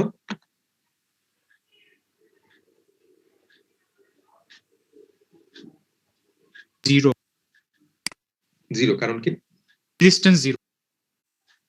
Sir V is equal to I আছে, আর এর ভ্যালু জিরো হলে স্যার আমরা যদি পিওর কন্ডাক্টর চিন্তা করি, যে এটা সে আমাদের ব্যাটারি ক্যাপওয়ালা একটা ব্যাটারি ছিল, ব্যাটারিটা হচ্ছে আমরা এই মাথা থেকে এই মাথায় লাগাই দিলাম, এবং এটা যদি পিওর কন্ডাক্টর হয় তাহলে এর ভিতরে রেজিস্ট্যান্স কত বলতো? আর ইজ ইকুয়াল টু 0, তাই তো? 0 হলে এখানে কারেন্ট যত বেশি ফ্লো করুক না কেন, ইনফিনিটি কারেন্টও যদি ফ্লো করে, তারপরে আমরা ভি ইজ ইকুয়াল টু কি জানি? আমরা দেখলাম কিছুক্ষণ আগে দেখলাম আইআর। তাহলে আমাদের রেজিস্ট্যান্স যদি 0 হয় তাহলে ভোল্টেজ কত হয়ে যাবে? 0 হয়ে যাবে। অন্যভাবে বলতে গেলে এই পজিটিভ প্রান্ত নেগেটিভ প্রান্ত শর্ট হয়ে একে অন্যের সাথে মিলেমিশে একাকার হয়ে গেছে। বুঝতে পারছো? তাহলে শর্ট সার্কিটের প্রপার্টিজ হচ্ছে কারেন্টটা অনেক বেশি ফ্লো করবে, কিন্তু ভোল্টেজটা কি অলমোস্ট 0, বা আমাদের ইলেকট্রিক্যাল সার্কিট আমরা আইডিয়ালি যদি চিন্তা করি আমরা একদম 0ই বলতে পারবো। এখন ওপেন সার্কিটের ক্ষেত্রে তাহলে কি উল্টাটা হবে, তাই তো? আমাদের শর্ট সার্কিটের ক্ষেত্রে রেজিস্ট্যান্স ছিল 0, ওপেন সার্কিটের ক্ষেত্রে রেজিস্ট্যান্সটা কি বলতো? ইনফাইনাইট, তাই তো? এবং শর্ট সার্কিটের ক্ষেত্রে আমাদের ভোল্টেজটা ছিল 0, ওপেন সার্কিটের ক্ষেত্রে কারেন্টটা কি হবে বলতো? 0 হবে। কারণ কি এখানে ওপেন, কারেন্ট ফ্লোয়িং এর কোনো রাস্তাই নাই। এখানে একটা ব্যাটারি এই মাথায় একটা তার, এই মাথায় একটা তার, দুটো তার আমি দুই হাতে নিয়ে দাঁড়ায় আছি, দুটো তার লাগাইলাম না, কানেকশন ক্লোজ করলাম না, তাহলে কোনো কারেন্ট ফ্লো করবে দুটো তারের মধ্যে দিয়ে? কোনো কারেন্ট কিন্তু ফ্লো করবে না, কারেন্টের ভ্যালুটা হবে 0। ঠিক আছে? এইটাই সেই ওপেন সার্কিট এবং শর্ট সার্কিট কনসেপ্ট। এটা আমাদের পরবর্তীতে বিভিন্ন সার্কিট, স্যার শর্ট সার্কিটে হচ্ছে ভোল্টেজটা 0 হয়, কারেন্টটা কেমন থাকে? কারেন্টটা আসলে এটা আমাদের যদি প্র্যাকটিক্যালি চিন্তা করি তাহলে ফাইনাইট একটা কারেন্ট ফ্লো করবে। ফাইনাইট কত কারেন্ট ফ্লো করবে এটা নির্ভর করবে সেই সোর্সটা বেসিক্যালি কত কারেন্ট, ম্যাক্সিমাম কত কারেন্ট ফ্লো করতে পারে। বুঝতে পারছো? জি স্যার। আমাদের যদি আমরা কিছুক্ষণ আগে বললাম যে আমাদের সেই কি বলে, আমাদের যদি ব্যাটারি, ছোট একটা ব্যাটারি কথাই চিন্তা করি, যে 5 ভোল্টের একটা ব্যাটারির কথাই চিন্তা করি, এটা যদি শর্ট সার্কিট করে দেয় দেখা যাবে কত 2 অ্যাম্পিয়ার কারেন্ট কিছুক্ষণের জন্য ফ্লো করে তারপর ব্যাটারিটা মানে মরে গেছে, ব্যাটারি সব চার্জ শেষ হয়ে গেছে। বুঝতে পারছো? এটা থেকে মানে খুব বেশি কারেন্ট পাওয়া যাবে এরকম কোনোই না। কিন্তু আমরা যদি একটা লাইন, আমাদের যে কি বলে 230 ভোল্টের যে লাইন ভোল্টেজ যেটা আছে সেটা যদি শর্ট করে দিয়ে দেখা যাবে 10 অ্যাম্পিয়ার কারেন্ট ফ্লো করতেছে, এদিকে 10 অ্যাম্পিয়ার কারেন্ট ফ্লো করার সাথে সাথে ফিউজ টিউজ সব পুড়ে যাচ্ছে, এরকম অবস্থা হবে। বুঝতে পারছো? কারেন্ট আসলে কত ফ্লো করবে এটা নির্ভর করবে আমাদের সেই সোর্সটা কত অ্যাম্পিয়ার কারেন্ট ম্যাক্সিমাম সাপ্লাই দিতে পারবে এবং এর জন্য কোনো প্রোটেকশন সিস্টেম আছে কিনা, প্রোটেকশন সিস্টেম থাকলে কতক্ষণ পর সেটা কি বলে অ্যাক্টিভেট হবে, এই অনেক কিছুর উপর নির্ভর করবে। কিন্তু আমরা যদি প্র্যাকটিক্যালি আইডিয়ালি যদি বলতে চাই, আইডিয়ালি কারেন্টটা হবে কত, ইনফাইনাইট। কিন্তু ইনফাইনাইট কি কোনো আসলে কোনো ভ্যালু?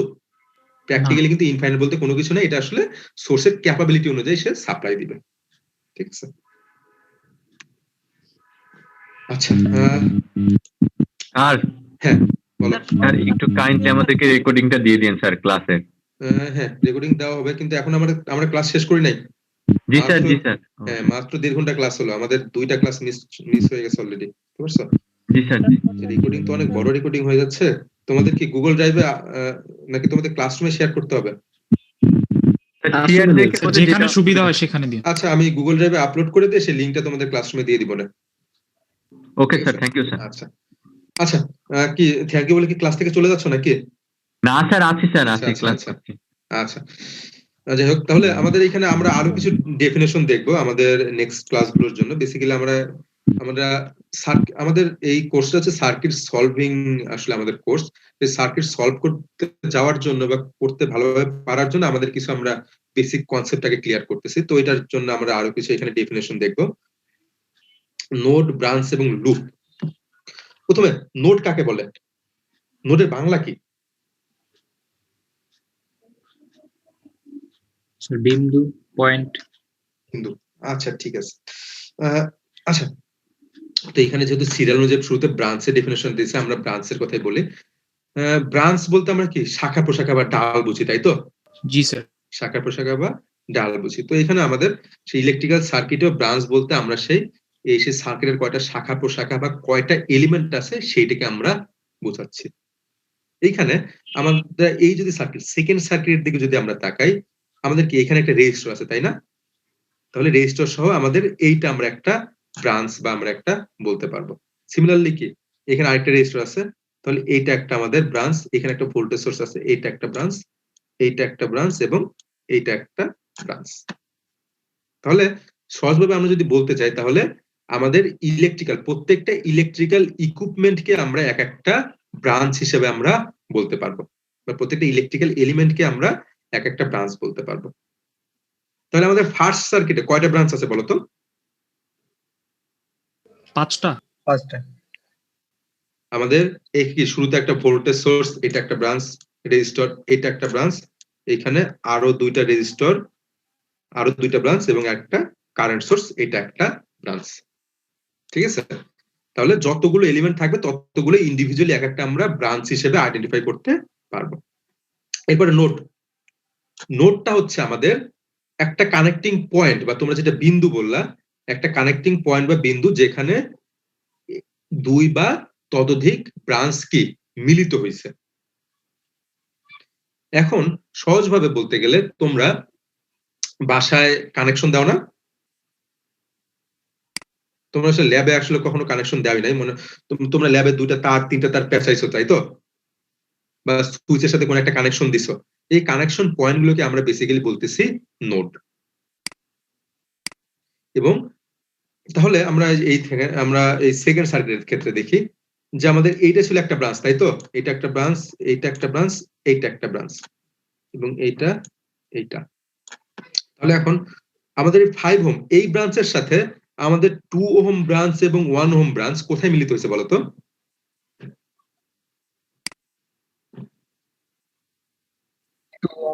একই বিন্দুতে। তাহলে আমরা বললাম যে নোডের সংজ্ঞা হচ্ছে যেখানে 2 বা ততোধিক ব্রাঞ্চ যে পয়েন্টে মিলিত হয়েছে সেটাকে আমরা বলতে পারবো হচ্ছে নোড। তাহলে আমাদের এই 3টে এলিমেন্ট মিলিত হয়েছে এই টোটাল জায়গাটুকুতে, তাই না? বা অন্যভাবে আমরা বলতে পারি এই পার্টিকুলার এই পয়েন্টে এটা মিলিত হয়েছে। তার মানে আমাদের এই একটা নোড, তাই তো? জি। আরেকটা নোড কোথায় থাকবে? 5 ওহমের ডান পাশে আছে। 5 ওহমের এখানে, কারণ কি এইখানে এই পার্টিকুলার এই পয়েন্টে আমাদের 5 ওহমেরটা এসে লাগছে, 10 ভোল্টেরটা এসে লাগছে, 4 ওহমেরটা এসেও লাগছে। তাহলে আমাদের এইটা হচ্ছে 2 নম্বর আরেকটা নোড। এখন আমরা নিচে দেখতেছি, নিচে কি দেখা যাচ্ছে বলতো? নিচে হচ্ছে 1 ohm, 2 ohm, 10 ohm, sorry 10 volt, 4 ohm. তোমাদের কাছে কি মনে হচ্ছে স্যার এই দুটো একটা নোড, এই দুটো একটা নোড, বা এই দুটো মিলে একটা নোড, এরকম কিছু কি মনে হচ্ছে? না, কারণ আমরা বলছি দুইটা পয়েন্টের মাঝখানে যদি কোনো ব্রাঞ্চ থাকে তাহলে সেটা নোড হবে। এই পয়েন্ট এবং এই পয়েন্টের মাঝখানে কোনো ব্রাঞ্চ আছে বা কোনো ইলেকট্রিক্যাল এলিমেন্ট আছে? নাই। আমরা দুইটা বেসিক্যালি একই নোড। এই পয়েন্ট এবং এই পয়েন্টের মাঝখানে কোনো ব্রাঞ্চ আছে বা কোনো ইলেকট্রিক্যাল এলিমেন্ট আছে? নাই। তাহলে এই তিনটাও একই পয়েন্ট। সিমিলারলি এই দুইটা এবং এই দুইটা পয়েন্টের মাঝখানে কোনো ব্রাঞ্চ আছে বা কোনো ইলেকট্রিক্যাল এলিমেন্ট আছে? নাই। তাহলে সবকিছু মিলে বেসিক্যালি আমাদের একটা কমন একটা বড় একটা নোড, এবং এই ধরনের নোডকে বলা হয় রেফারেন্স নোড। স্যার এটা বুঝলাম না। আচ্ছা, আমরা এই সার্কিটের দিকে আবার তাকাই। আমরা এইটা ব্যাখ্যা করতেছি এই সার্কিট দিয়ে। আচ্ছা, এখন আমাদের বলো যে এখানে ব্রাঞ্চ হচ্ছে এই একটা ব্রাঞ্চ, এই একটা ব্রাঞ্চ, এইটা, এইটা এবং এইটা, 5টা ব্রাঞ্চ, তাই তো? তাহলে আমরা বললাম নোড হচ্ছে দুইটা পয়েন্টের কানেকশন, সরি দুইটা এলিমেন্টের কানেকশন বা দুইটা ব্রাঞ্চের কানেকশন, বা ততোধিক ব্রাঞ্চও থাকতে পারে। তাহলে আমাদের এই ব্রাঞ্চটা এবং এই ব্রাঞ্চটা কোথায় মিলিত হয়েছে বলতো? এই পয়েন্টে মিলিত হয়েছে না? জি স্যার। এই পয়েন্টে মিলিত হয়েছে। তাহলে আমাদের এইটা একটা নোড। এখন আমাদের 5 ওহমের শেষ মাথা, 2 ওহমের এক মাথা, 3 ওহমের এক মাথা, কারেন্ট সোর্সের এক মাথা, সবগুলো কোথায় মিলিত হয়েছে? এই পয়েন্ট, এই পয়েন্ট, এই পয়েন্ট। এখন আমরা এই দুইটা পয়েন্টকে আলাদা আলাদা একটা নোড বলবো? এই একটা নোড, এই একটা নোড, এটাকে আমরা বলতে পারবো না স্যার। এটা হচ্ছে তোমাদের শুরুর দিকে অনেকের একটু কনফিউশন তৈরি হবে। এই জিনিসটা আমরা বলতে পারবো না, কারণ হচ্ছে আমাদের এই পয়েন্ট এবং এই পয়েন্ট দুইটা কি বলতো? শর্ট সার্কিট না? জি স্যার, মাঝখানে কোনো এলিমেন্ট নেই। কিছুক্ষণ আগে কিন্তু শর্ট সার্কিট ডেফিনিশন দেখলাম যে দুইটা পয়েন্ট যদি আমরা একটা কন্ডাক্টর দিয়ে মিলাই দিই, তার মানে সেটা হচ্ছে শর্ট সার্কিটেড, এবং শর্ট সার্কিটের ক্ষেত্রে দুইটা পয়েন্ট বেসিক্যালি একই পয়েন্ট। তাহলে এই দুইটা পয়েন্ট শর্ট সার্কিটেড, এই দুইটা পয়েন্ট কি শর্ট সার্কিটেড, তার মানে বেসিক্যালি তিনটা পয়েন্ট একই পয়েন্ট। তিনটা পয়েন্টকে আমরা একটা পয়েন্ট হিসেবে ট্রিট করে আমরা সেটার নাম দিতে পারি বি নোড। বুঝতে পারছো এখন একটু? জি স্যার। এখন স্যার এই রেফারেন্স নোড হ্যাঁ, সিমিলারলি দেখো নিচের দিকে দেখো, নিচের দিকে দেখো আমাদের মাইনাস এইখানে একটা পয়েন্ট, এইখানে একটা পয়েন্ট, এইখানে একটা পয়েন্ট, সবগুলো এইভাবে কানেক্টেড ছিল, তাই তো? তাহলে আমাদের এই দুইটা পয়েন্টের মাঝখানে কোনো এলিমেন্ট আছে? নাই, শর্ট সার্কিটেড। এই দুইটা পয়েন্টের মাঝখানে কোনো এলিমেন্ট আছে? নাই, শর্ট সার্কিটেড। এই দুইটা পয়েন্টের মাঝখানে কোনো এলিমেন্ট আছে? নাই, শর্ট সার্কিটেড। তার মানে এই 4টা পয়েন্ট বেসিক্যালি একই পয়েন্ট, এবং এই নিচে যদি এরকম কোনো এলিমেন্ট ছাড়া যদি কোনো এরকম আমাদের নোড থাকে, সেই নোডটাকে আমরা বলতে পারি হচ্ছে রেফারেন্স নোড। দেখো নিচে এটারও কোনো এলিমেন্ট নাই, নিচে এটারও কোনো এলিমেন্ট নাই। এটা আমরা যখন নোড অ্যানালাইসিস, আমাদের সার্কিট সলভিং একটা প্রসিডিউর আছে, নোড অ্যানালাইসিস বা নোডাল অ্যানালাইসিস বলা হয়, তখন আমাদের রেফারেন্স নোডের কনসেপ্টটা লাগবে। আপাতত নরমাল নোড কোনটা কি এটা আইডেন্টিফাই করতে পারলেই হয়ে যাবে। বুঝতে পারছো?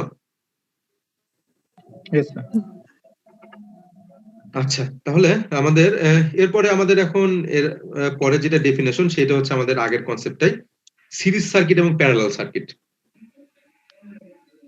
এখন সিরিজ এলিমেন্ট আমরা কাকে বলতেছি?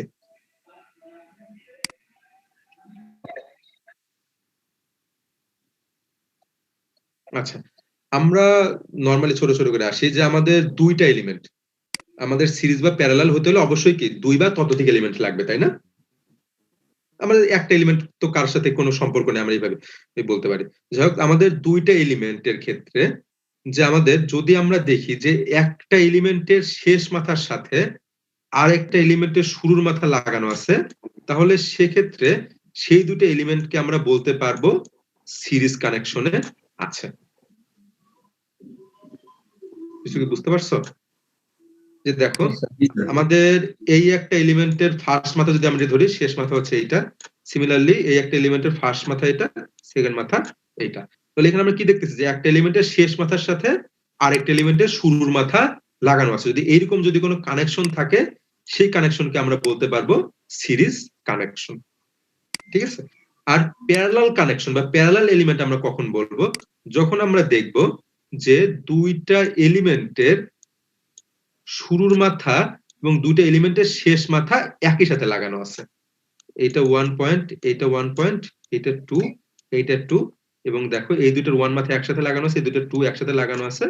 তাহলে এই দুটো এলিমেন্টকে আমরা বলতে পারবো প্যারালালি আছে তারা। এখন যদি দুটো এলিমেন্ট সিরিজে থাকে, সিরিজ এলিমেন্টে থাকলে তার বৈশিষ্ট্যটা কি বলতো? দুইটার ভিতর দিয়ে সেম কারেন্ট ফ্লো করবে। আমরা একটার কারেন্ট যদি জানি 1 বা 2 অ্যাম্পিয়ার যদি আমরা জানি, তাহলে আমরা বলতে পারবো এই টোটাল দুটো এলিমেন্টের মধ্যে দিয়ে কি সেই 2 অ্যাম্পিয়ারই ফ্লো করবে এবং কারেন্ট ফ্লোয়িং এর ডিরেকশনটা কি থাকবে? সেম থাকবে। এখন প্যারালাল এলিমেন্টের বৈশিষ্ট্যটা কি বলতো? আমাদের এই যে দুইটা এলিমেন্টের ভোল্টেজটা সেম থাকবে। এইটা যদি হয় 2 ভোল্ট এবং এটা যদি প্লাস মাইনাস এরকম থাকে, এর অ্যাক্রসে ভোল্টেজটা হবে প্লাস মাইনাস 2 ভোল্ট। ঠিক আছে? তাহলে এখন আমাদের এইখানে শুরুর যে সার্কিটটা দেওয়া আছে, এই সার্কিটে বলো কোনটার সাথে কোনটা কিভাবে আছে?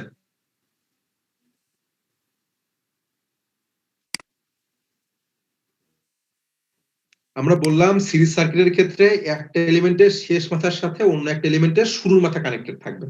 2 আর স্যার 2, 3 আর 2 অ্যাম্পিয়ার এই তিনটা প্যারালালি আছে স্যার। 2, 3 এবং 2 অ্যাম্পিয়ার এই তিনটা প্যারালালি আছে। তার কারণ কি? এই তিনটার কি শুরুর মাথা বা একটা কমন একটা মাথা একসাথে আছে, বাকিগুলো কি কমন একটা মাথা একসাথে আছে। আনকমন কোনো মাথা নাই, মানে আনকমন কোনো টার্মিনাল নাই। প্যারালাল সার্কিটের ক্ষেত্রে দুইটা এলিমেন্টের মাঝখানে আনকমন কোনো মাথা থাকা যাবে না। সবগুলো টার্মিনালে কি থাকবে? কমন থাকবে। উপরে দুইটাও কমন, নিচে দুইটাও কমন, একসাথে শেয়ার্ড। আর হচ্ছে আমাদের সিরিজ সার্কিটের ক্ষেত্রে, আর সিরিজ এলিমেন্ট তাহলে কোনটা হবে বলতো? 5 ওহমের সাথে 5 ওহম এবং দেখতেছো এখানে শুধুমাত্র কি একটা মাথা কমন বা একটা মাথা শেয়ার্ড, বাকি দুইটা মাথা কিন্তু অন্যখানে হাওয়া হয়ে গেছে। তাহলে এই দুইটা সিরিজ এলিমেন্ট। এখন বলো, এখন এইখানে কি হিসেবে আছে এই সার্কিটের ক্ষেত্রে? 10 আর 4 হচ্ছে 1 ওহম আর 2 ওহম প্যারালাল আছে। এইখানে 1 ওহম এবং 2 ওহম প্যারালাল, কারণ হচ্ছে এই দুইটা মাথা এবং এই দুইটা মাথা একসাথে কমন বা শেয়ার্ড হিসেবে আছে। সিমিলারলি 10 ভোল্ট এবং 4 ওহম এই দুইটার একসাথে মাথা কি হিসেবে আছে? প্যারালালি আছে বা শেয়ার্ড হিসেবে আছে, এইজন্য দুইটা প্যারালাল আছে। এবং এই দুইটা প্যারালাল ব্রাঞ্চ এবং এই প্যারালাল ব্রাঞ্চের সাথে আমাদের 5 ওহমটা কিভাবে আছে?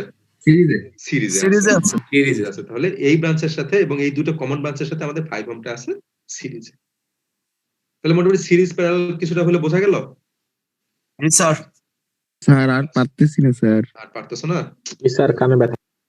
আমরা তো স্যার আগের স্লাইডে লুপ আর মেশ ছিল, ওইটা তো স্যার বলার নাই। ও আচ্ছা আচ্ছা, সরি। হ্যাঁ, আমার নিজেরও আসলে অনেকক্ষণ হয়ে গেছে, তো অনেক কথা বলতে হচ্ছে আসলে।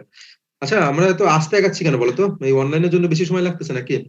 এটা আসলে কিন্তু 2 ক্লাসের পড়া, বেশি প্রশ্ন হয়ে যাচ্ছে স্যার, তাই 4 ক্লাস আসলে পড়ে ফেললাম। আর আসলে মানে তোমাদের মুখটা আসলে দেখা যাচ্ছে না, তো আসলে ওই জন্য তোমরা বুঝতে পারতেছো কিনা বা কতটুকু বুঝতে পারলা, এইটার জন্য আসলে বেশি সমস্যা হচ্ছে। ওই জন্য একই কথা বারবার করে বলতে হচ্ছে আমার। এটা একটা সমস্যা আসলে। সামনাসামনি ক্লাস হলে আসলে মানে অনেক তাড়াতাড়ি অনেক কিছু স্কিপ করে যাওয়া যায়।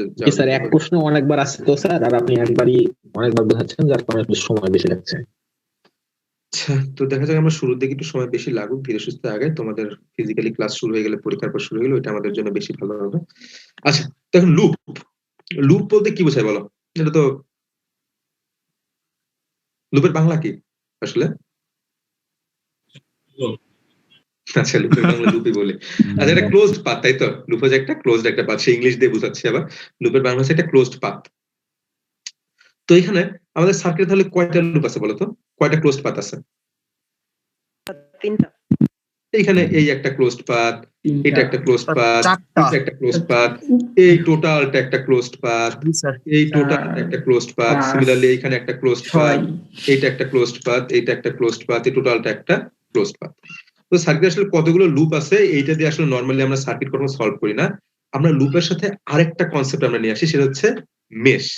ঠিক আছে? মেশটা হচ্ছে একটা লুপ, কিন্তু এই লুপের মাঝখানে অন্য কোনো লুপ আর থাকবে না। আমরা শুরুতে যে লুপের যখন ডেফিনেশন দিলাম, তখন কি বললাম? যে টোটাল এইখান থেকে ঘুরে এইখান থেকে আসলেও কি এটা একটা লুপ, কিন্তু এই লুপের মাঝখানে কি দুটো লুপ আছে না? এইটা একটা লুপ, এইটা একটা লুপ। তাহলে এইটা কি মেশ বলা যাবে টোটালটাকে? না, টোটালটাকে কিন্তু মেশ বলা যাবে না। সিমিলারলি আমাদের এইখান থেকে ঘুরে এই টোটালটা ঘুরে আমরা যদি এইখানে আসি, এটা আমাদের একটা লুপ। লুপটা বেসিক্যালি কোনো একটা পয়েন্ট থেকে শুরু করে জার্নি শুরু করে আমরা যদি আবার ওই পয়েন্টে ঘুরে আসতে পারি, তাহলে সেই যে যে জায়গা থেকে ঘুরে আসলাম টোটালটা মিলে একটা আমরা লুপ বলতে পারবো। কিন্তু এরকম ভাবে একটা লুপ ফর্ম করার পর আমরা যদি দেখি যে যে লুপের মাঝখানে আরো কিছু লুপ আছে, তাহলে সেই লুপগুলোকে আমরা মেশ বলতে পারবো না। মেশ হচ্ছে এমন একটা সিঙ্গেল একটা লুপ যে লুপের মাঝখানে অন্য কোনো লুপ এক্সিস্ট করবে না। তাহলে এখন বলো এখানে কোনটা কোনটা মেশ? আমাদের সার্কিট সলভ যখন করবো, এরপরে আমরা যখন সার্কিট সলভ করবো তখন আমরা সবসময় মেশটা এবং এই যে আমাদের যে মেশ টার্মটা দেখতেছি, মেশ এবং নোড, এই দুইটা জিনিস আইডেন্টিফাই করে আমাদের সার্কিটটা সলভ করতে হবে। এটার জন্য একটু ইম্পর্টেন্ট। বলো তাহলে এখানে মেশ কোনটা কোনটা? দুই ক্ষেত্রে 3টা করে মেশ আছে। তাহলে আমাদের এই একটা ক্লোজড পাথ, এইটা একটা মেশ আমরা বলতে পারি, কারণ এইটুকু যদি আমরা সেই কি যদি এখানে নাম দেই,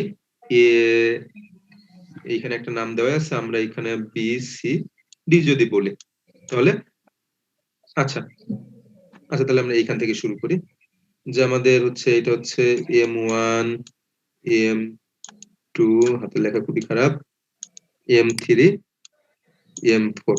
তাহলে আমাদের এই লুপটার নাম হবে কি M1 M2 M3 M4, তারপর ঘুরে আবার M1 এ যেহেতু আসতেছে 5টা পয়েন্ট মিলে একটা মেশ। মনে হয় বলতে গেলে আসলে যতগুলো এরকম ক্লোজড পাথ আছে সবগুলোকে আমরা একটা ইন্ডিভিজুয়াল মেশ বলতে পারি।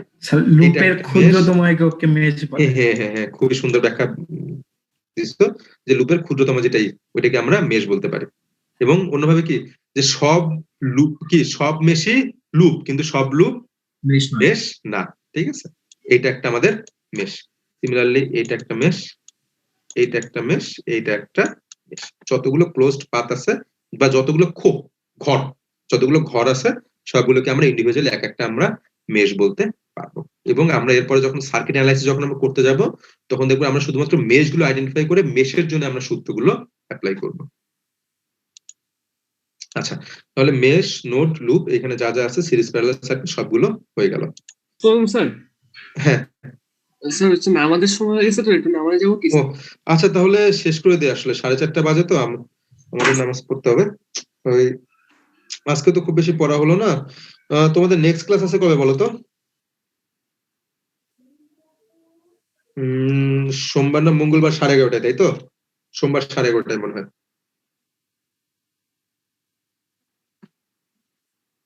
হ্যালো, রবিবার 11:30। রোববার 11:30 না? জি স্যার। আচ্ছা ঠিক আছে, তাহলে আমরা ওই স্লাইডটা ক্লাসরুমে দিয়ে দিন স্যার।